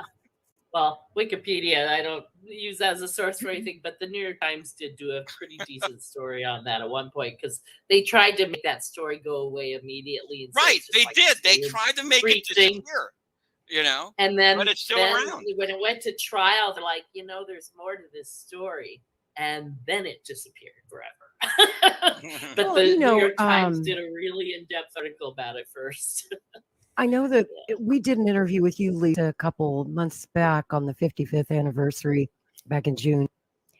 And, you know, I always thought, and Bobby agrees, it's his theory as well, that the man who really shot and killed his father was not Sirhan Sirhan, who he believes to be Nope. innocent, who was a mind-controlled patsy, a distractionary shooter, if you will, shooting up the pantry and acting crazy, so everyone paid attention to him, while the real shooter delivered the shot that hit Senator Kennedy 1 inch, less than 1 inch from his ear.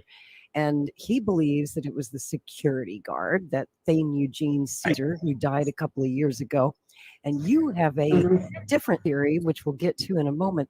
But the first thing I thought of, Lisa, when I heard this news, Yeah, security was I guard. thought, in Los okay, it's a Angeles. security, or it's a rent-a-cop guy who just got the job. And all I could think of was Thane Eugene Caesar. So anyway, I know that Yeah, you the don't parallels are think amazing. Thane did Yeah. it. You have a different theory. Can you explain it kind of briefly, what you think happened? Sure, very briefly.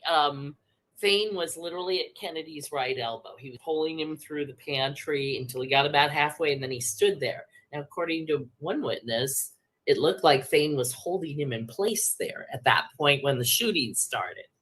But there are three, if Thane's on this side, there are 3 shots under the back of Kennedy's like armpit area, each at a steep upward angle and going across like from back to front and from right to left. And the shot behind the ear, his arm would have been very exposed for that shot. But the shots under the arm, he could hide with his own body. It would have been super easy for Thane to have shot him. But he's a fairly big, tall guy. If he had pulled out his hand and shot Kennedy, a lot of people were already looking at both of them, and he would have been very exposed. There are 2 witnesses, one of whom was George Plimpton's wife, Freddie Plimpton, and the other guy, his name is Ray. I forget his last name. I met him on the set of Bobby. I was an extra in the film Bobby because I had done a little consulting with them about the ambassador and shared some maps and some stories with them. And they put me in the film. And this guy and the woman both saw a guy in a white busboy jacket go right up Kennedy's head.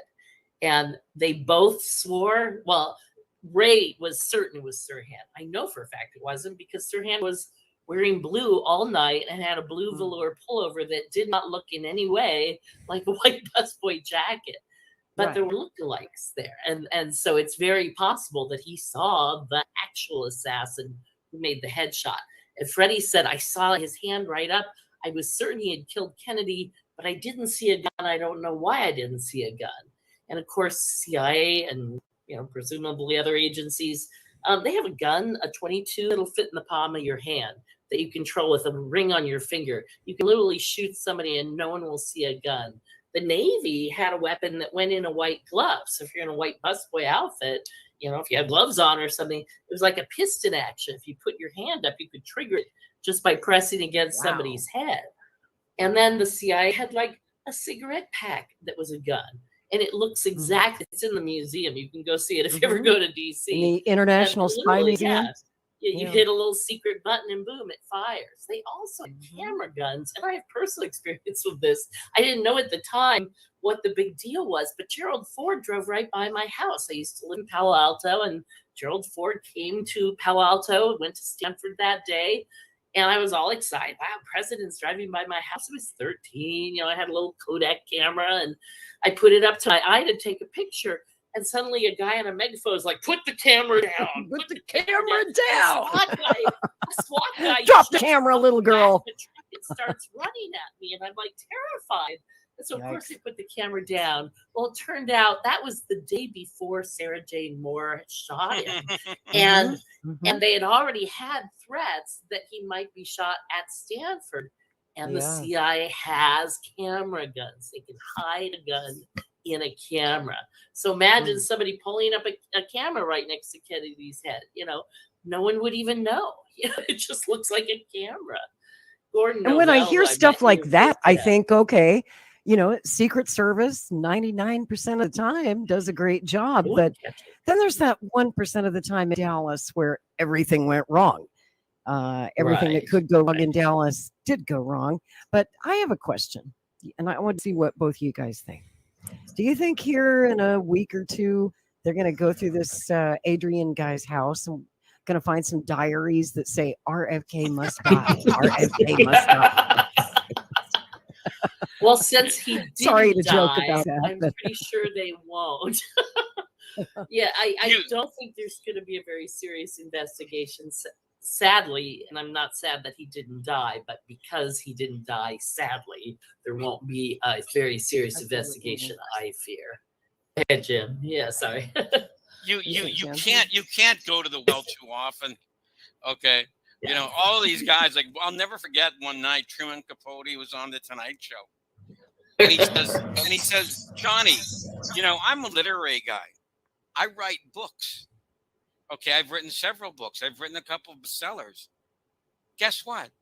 I don't keep a diary. But all these guys, this James Earl Ray guy, they all keep diaries. Funny thing is that. Yep. That's not funny. They wrote they have down all their manifestos intentions in their little diaries, like Oswald and like Sirhan, supposedly. Well, I think the equivalent of a diary is that little YouTube video. And again, if you've ever been on not YouTube, TikTok, I've been on TikTok, many times, and most people have literally hundreds of videos on their page. To have only one video in all that time feels like a plan, a setup for something that was going to happen later. It sure does. And this might have been it. Because, like I said, maybe this is Lisa, let's give this guy the benefit of the doubt. Okay, at least for right now. All right. We won't convict him yet. He he hasn't even seen the judge for his arraignment. Well, like I said, even if he, but I have the same feeling you do. To kill, he might have been a victim himself, like Sirhan was. That's right. Victim of mind control. So I don't know what happened. He apparently lied to his brother. That's a huge red flag. Beyond that, we have to wait and see the rest of the evidence. So, which I know you and I are going to be looking for very carefully. With a fine-tooth comb, because that's what we do. We assassination researchers. We've been obsessed with this stuff all of our lives, and we go to primary sources. We don't just read stuff on the internet and think it's true.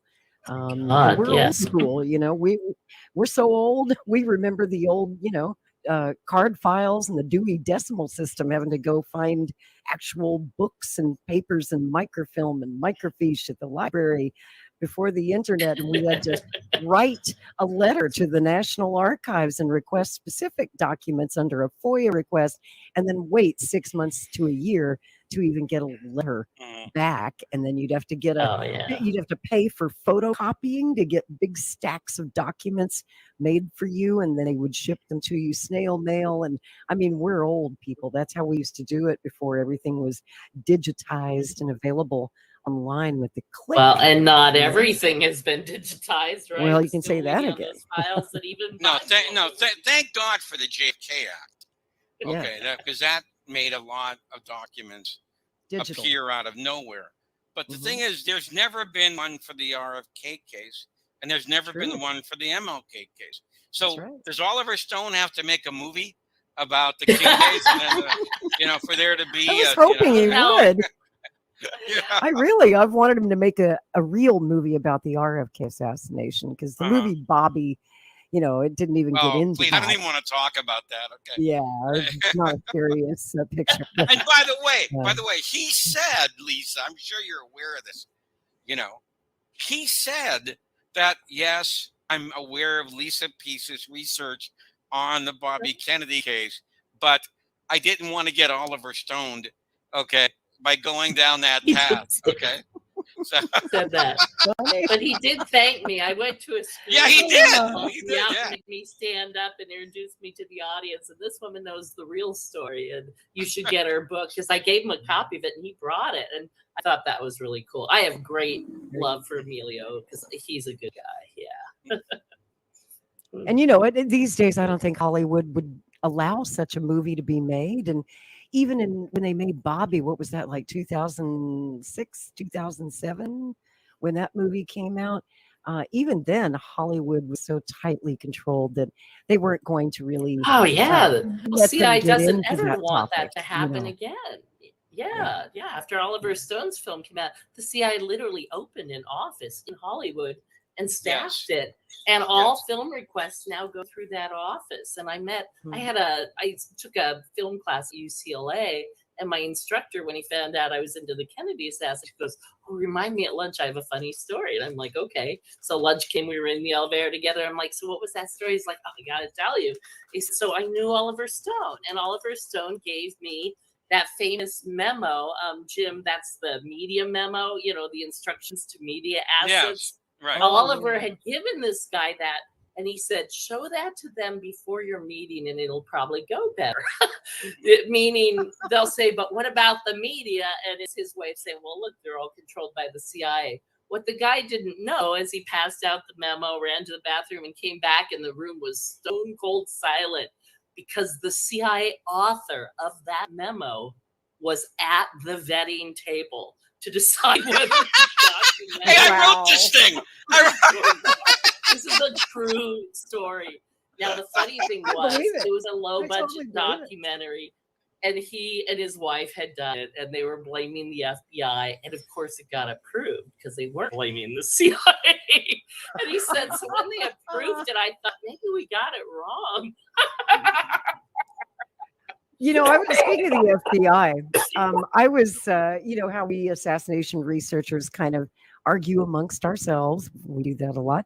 I was arguing with someone the other night about J. Edgar Hoover, because so many people want to lump Hoover in with the CIA and say, he was in on it.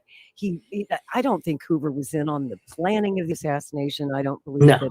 I mean, I'm no fan of J. He Edgar wrote in the Hoover, margins, "Those but- double-dealing CIA people lied to me about the Mexico That's City." right. That's Right. I right. mean, And they I were want at people war. to understand that Hoover, despite his many failings, was an excellent cop.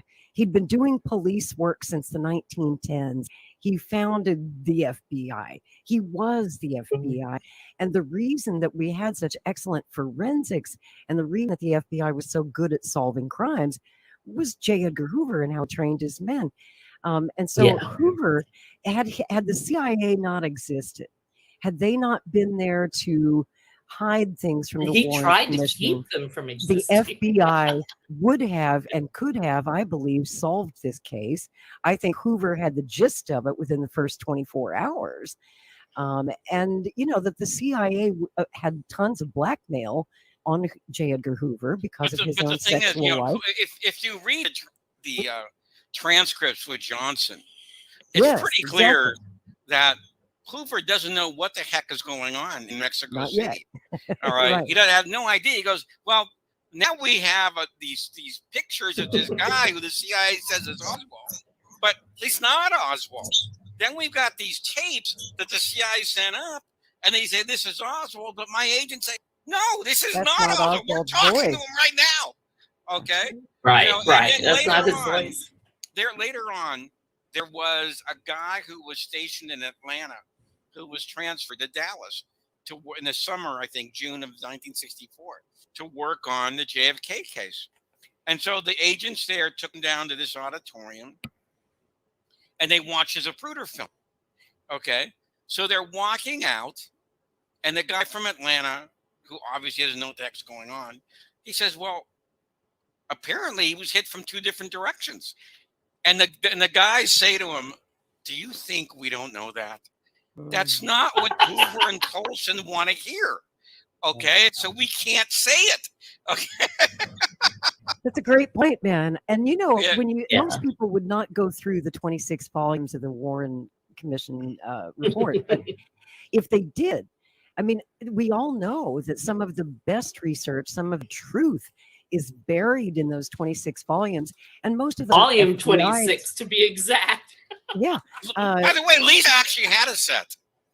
I you? literally, that's why I turned around. original? I used to have a shelf of books behind me with my Warren Commission volumes on it. And I thought, because when I first started getting to it, I thought, if I were Alan Dulles, where would I hide the best information? I'm like, I'm going to start at the end and read In backwards. plain And sight. sure enough, that's where all the good stuff is. David, By the way, that's what she told me. But She his goes, name is Jim, misspelled. they Yeah. buried everything in 25 and 26. That's All this right. interesting stuff because they didn't think Yeah. anybody would read that. All the best stuff is at the end in the Exactly. last two volumes. True. And there's so much Yeah, truth in so- there. And of course, it completely think like a criminal. contradicts the summary, the Warren report. That's what Alan Dulles wanted you to believe, because he knew most people would never get past the first book. And so all the good stuff yeah. is down there in 25 and 26. Exactly. Well, Exactly. He actually that's said exactly what Dulles said. Okay. Yeah. He said, let's publish it all. Nobody reads anymore. Like a few university professors will read it, maybe a couple lawyers, but that's all. Guys like you, Yep. girls like you, Yeah. girls like me. Yeah, only a few nerds will actually bother to read it all, Right. and they won't figure it Right. out for another 50 years or 60 Yeah. years. I mean, we're still figuring things out. We're still trying to pry documents out of the government. But you know, most of the documents that are left that we're still trying to get are mostly CIA documents at this point. Isn't that right? I think most of the FBI And documents some are out military. And some military. And some military. Yeah. Right. Jeff That we know of. Jeff Morley says that one of the documents they won't give up is this. Joanides was cleared for what the CIA calls SI, which is Special Intelligence, in the summer of 1963. They will not give up what that Special Intelligence was, you know. And I go, well, Jeff, do you think it's about Mexico City? And Jeff said, Jim, if that's it, the game's over. Okay. If this is about Mexico City, game, set, match. All right. You know, he says it might just be about the Fair Play for Cuba Committee. I was thinking New Orleans. Right. Yeah. Yeah. Okay. You know, But my thought, just for what it's worth, I was thinking more Right. New Orleans than but Mexico City. now with what Biden has done to the JFK Act, I don't think we're ever going to know. But if you read Andrew Eiler's article at Kennedy's and King, Mhm. Biden just took a flamethrower Yeah. to the JFK Act. Okay.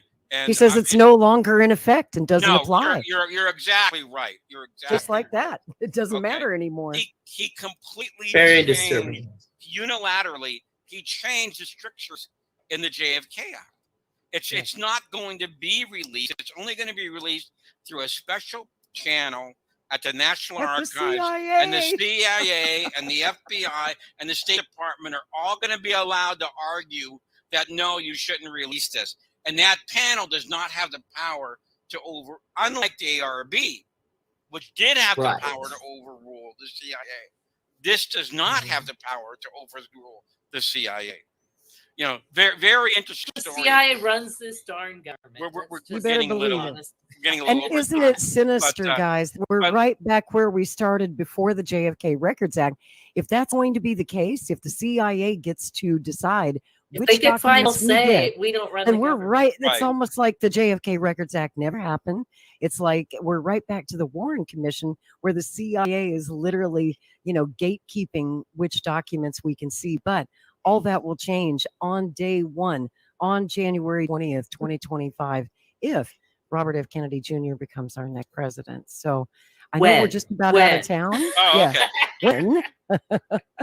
I know we're When just Robert about out of Kennedy. time, and there's one last tidbit that I wanted to. I just, kind of I'm put in there. just 1 second, and that's Yeah, what? 'cause, Go ahead. Robert Kennedy himself, the father, had said the last day of his life. They asked him, like, why do you always say, like, when I'm president? Why don't you say if I'm president? He's like, you can't think like that. You just can't. You have to assume positive, basically. So that's why I said the when. It was a tribute to RFK. So I got you. okay. I got you. Okay. Well, we were talking about the theater where all this happened last night, just down the road from the former site of the Ambassador, of course, that was demolished, almost 2 decades ago, I guess. But the Wilshire has been there since 1927. And, it's a really interesting place. I know you've been there. I've been there. And I live a part of couple its blocks from illustrious Wilshire. history.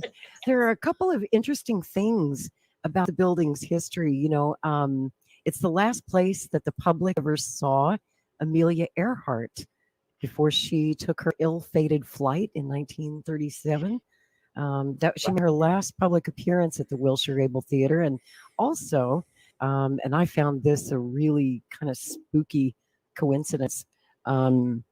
Judy Garland was discovered by an MGM talent scout by the name of Joseph Mankiewicz in the early 30s, back when she wow. was still known as Frances Wow. Gum of the Gum Sisters. They performed vaudeville there at that theater, and that's where she was actually discovered and brought to MGM and made a big star. But Joseph Mankiewicz was the uncle of Robert Kennedy's press secretary, Frank Mankiewicz. Mankiewicz. Right. That's right.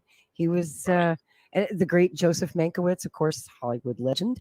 Frank was his nephew.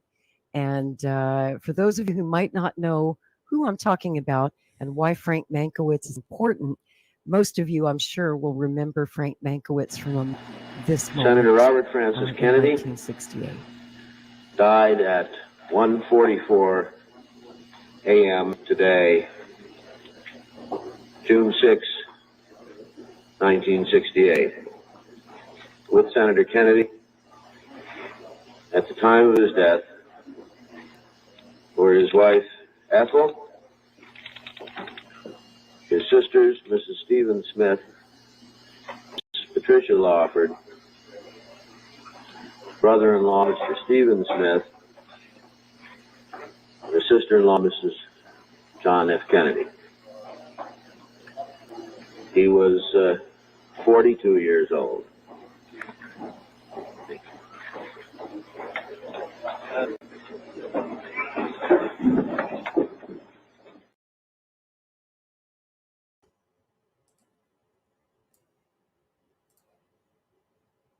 June 6th, 1968. Words that I hope we will never, ever hear again, and certainly not from any Kennedy press secretaries. I'm very relieved, as I'm sure you all are, that we didn't hear anything like that last night, and that it's all good news in the end. The man is captured. He is in custody. I don't think he's going anywhere anytime soon, and is probably going to be looking at a long time behind bars, especially if they charge him federally with impersonating a U.S. Marshal. That ought to put him away for a good long time. Question is, does he have conspirators out there who, might be coming back for more? I don't think he will, but Is this this a may probe? be, is he a pro? Certainly one thing probe, a that we probe, can a think of. test. Oh, a probe. Yeah, I thought you said a test probe. of Kennedy's security to see. Right. I'm sure there's going to be different attacks to see where the weak spot is, and clearly getting on his team by volunteering and showing up isn't going to work. So that's good. That's right. But, Yeah, yeah. Gavin DeBecker, he doesn't he's got a sharp eye. He knows everybody on his team, and this guy probably stood out like a sore thumb.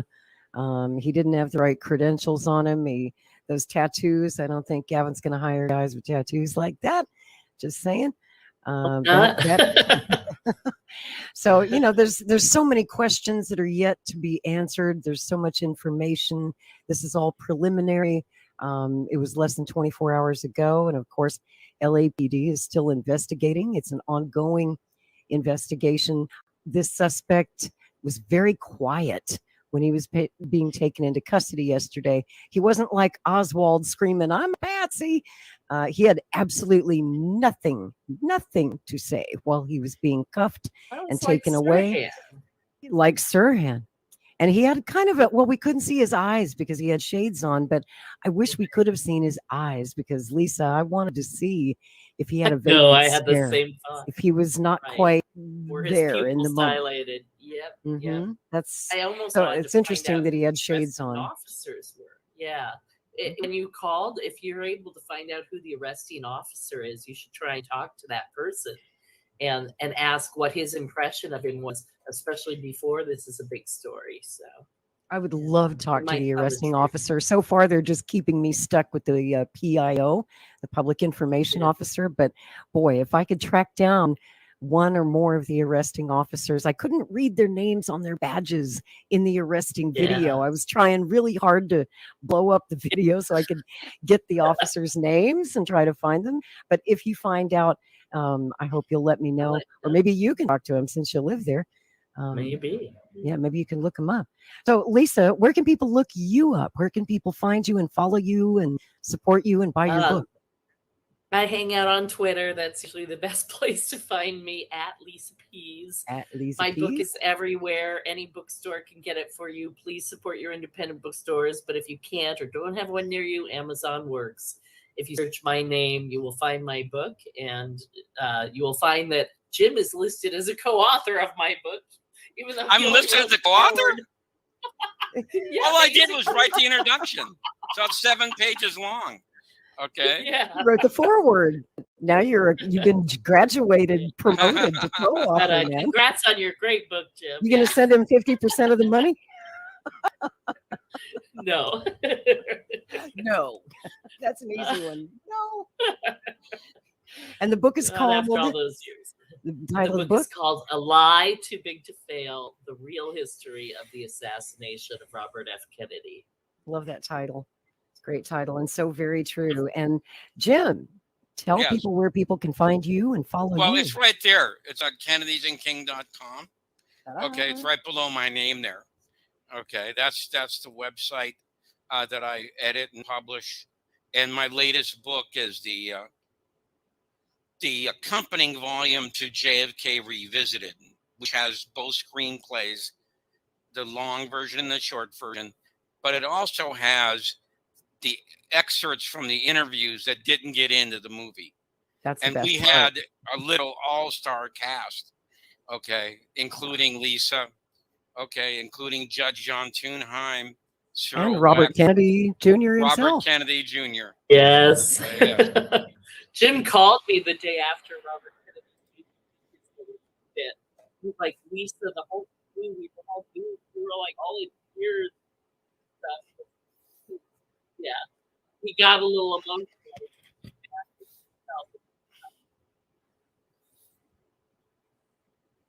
Jim, I don't know if you can still hear me, but I wanted to I ask can you hear before we close, could you tell me, of course, we are coming up less than 2 months on the 60th anniversary of the JFK assassination. And there's going to be a lot of big events this year. What are you going to be up to this November? Can you tell me what you I'll have be going on? speaking at the Cincinnati Mercantile Library. I believe that's on November the 14th. And then I'll be going to Pittsburgh Great. on the 15th, 16th. That's going to be the big event. That's going to be, and Yeah. Mr. Landis is actually going to be there. Oh, Okay. really? And that's at the Among the Cyril whole Wex gallery. conference, right? Right. That's Cyril Mm-hmm. Wex Conference at Duquesne. And you go ahead and reserve your seat. okay, online for Kappa, CAPA. But that's where I'll be speaking on the anniversary. So you're not going to Dallas this time? No, At not all? with not. Take a look at the gallery of stars that they have at the Kappa conference this year. Okay, yeah, that's where I'll be. Well, and if you go to Dallas, it seems like only the cute people are in Dallas these days. So you'll get accosted by All the more cute reason to people. avoid it. Exactly. Okay. That's why I don't go to Dallas conference anymore. I'm very sorry to say. It's turned into a pretty unserious conference. So the real conference this year, yes, is the Duquesne one with great Dr. Cyril Weck and the great Right. Jim D'Eugenio, and so many eminent speakers will be there. So I will definitely be trying to watch that online. If I actually register. think you can. I actually think you can. Okay. Good. So they will be live streaming it. I think guess there'll be a Zoom. Yeah. Is that Lancer? Is Lancer involved in that? JFK Lancer? No. This is separate from that. This is Kappa. Yeah, this is Kappa. CAPA. Coalition Weck's organization. Yeah. And by the way, just to give you a teaser, my subject is going to be the death of JFK and the rise of the neocons. I love it. I love it. Well, Jim, I hope if you can find time for us, I know this is the busy season of every year for you, but we would love to have you back on Maverick News around the anniversary this year and have another great long talk with you just about JFK. And this big 60th anniversary is so important. Wait a minute. Fred Astaire without Ginger Rogers? Okay. You're welcome to come too. You can join us. And too. Lisa, I would like to have you back still to do that There you show go. about Howard Hughes. Yeah. Yes. Got to do that that's Howard so Hughes interesting. episode. So we will do that. We will have you both back together Okay. separately Terrific. or together. Terrific, Or I don't- Lori. Together anytime. is fine. We love you guys. And thank you so much for, on short notice, joining us for this panel discussion tonight. Your insights, your wisdom, your knowledge is just invaluable. And our audience appreciates it. And so do we. So Okay, and thank you. Thank you two so much, Lori and Rick. Have a good night. Thank you Thanks to a you lot, two. you Thank guys. you so much. See ya. Thanks. Bye-bye. Ladies and gentlemen, thank you for joining us this week for Strange Bedfellows, this special report, episode 13. I hope you will like and share this video. Please get it out because you can't get two better experts than the ones that you saw here on this program tonight. And we will see you back here next Saturday night at 9 p.m. Eastern for Strange Bedfellows. Good night, everybody.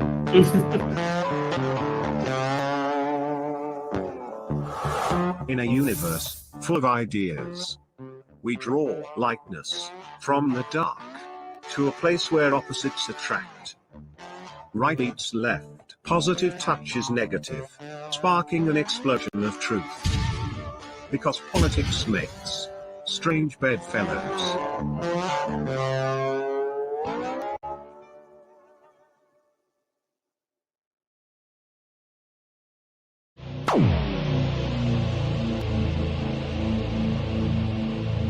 This has been a Maverick Multimedia production.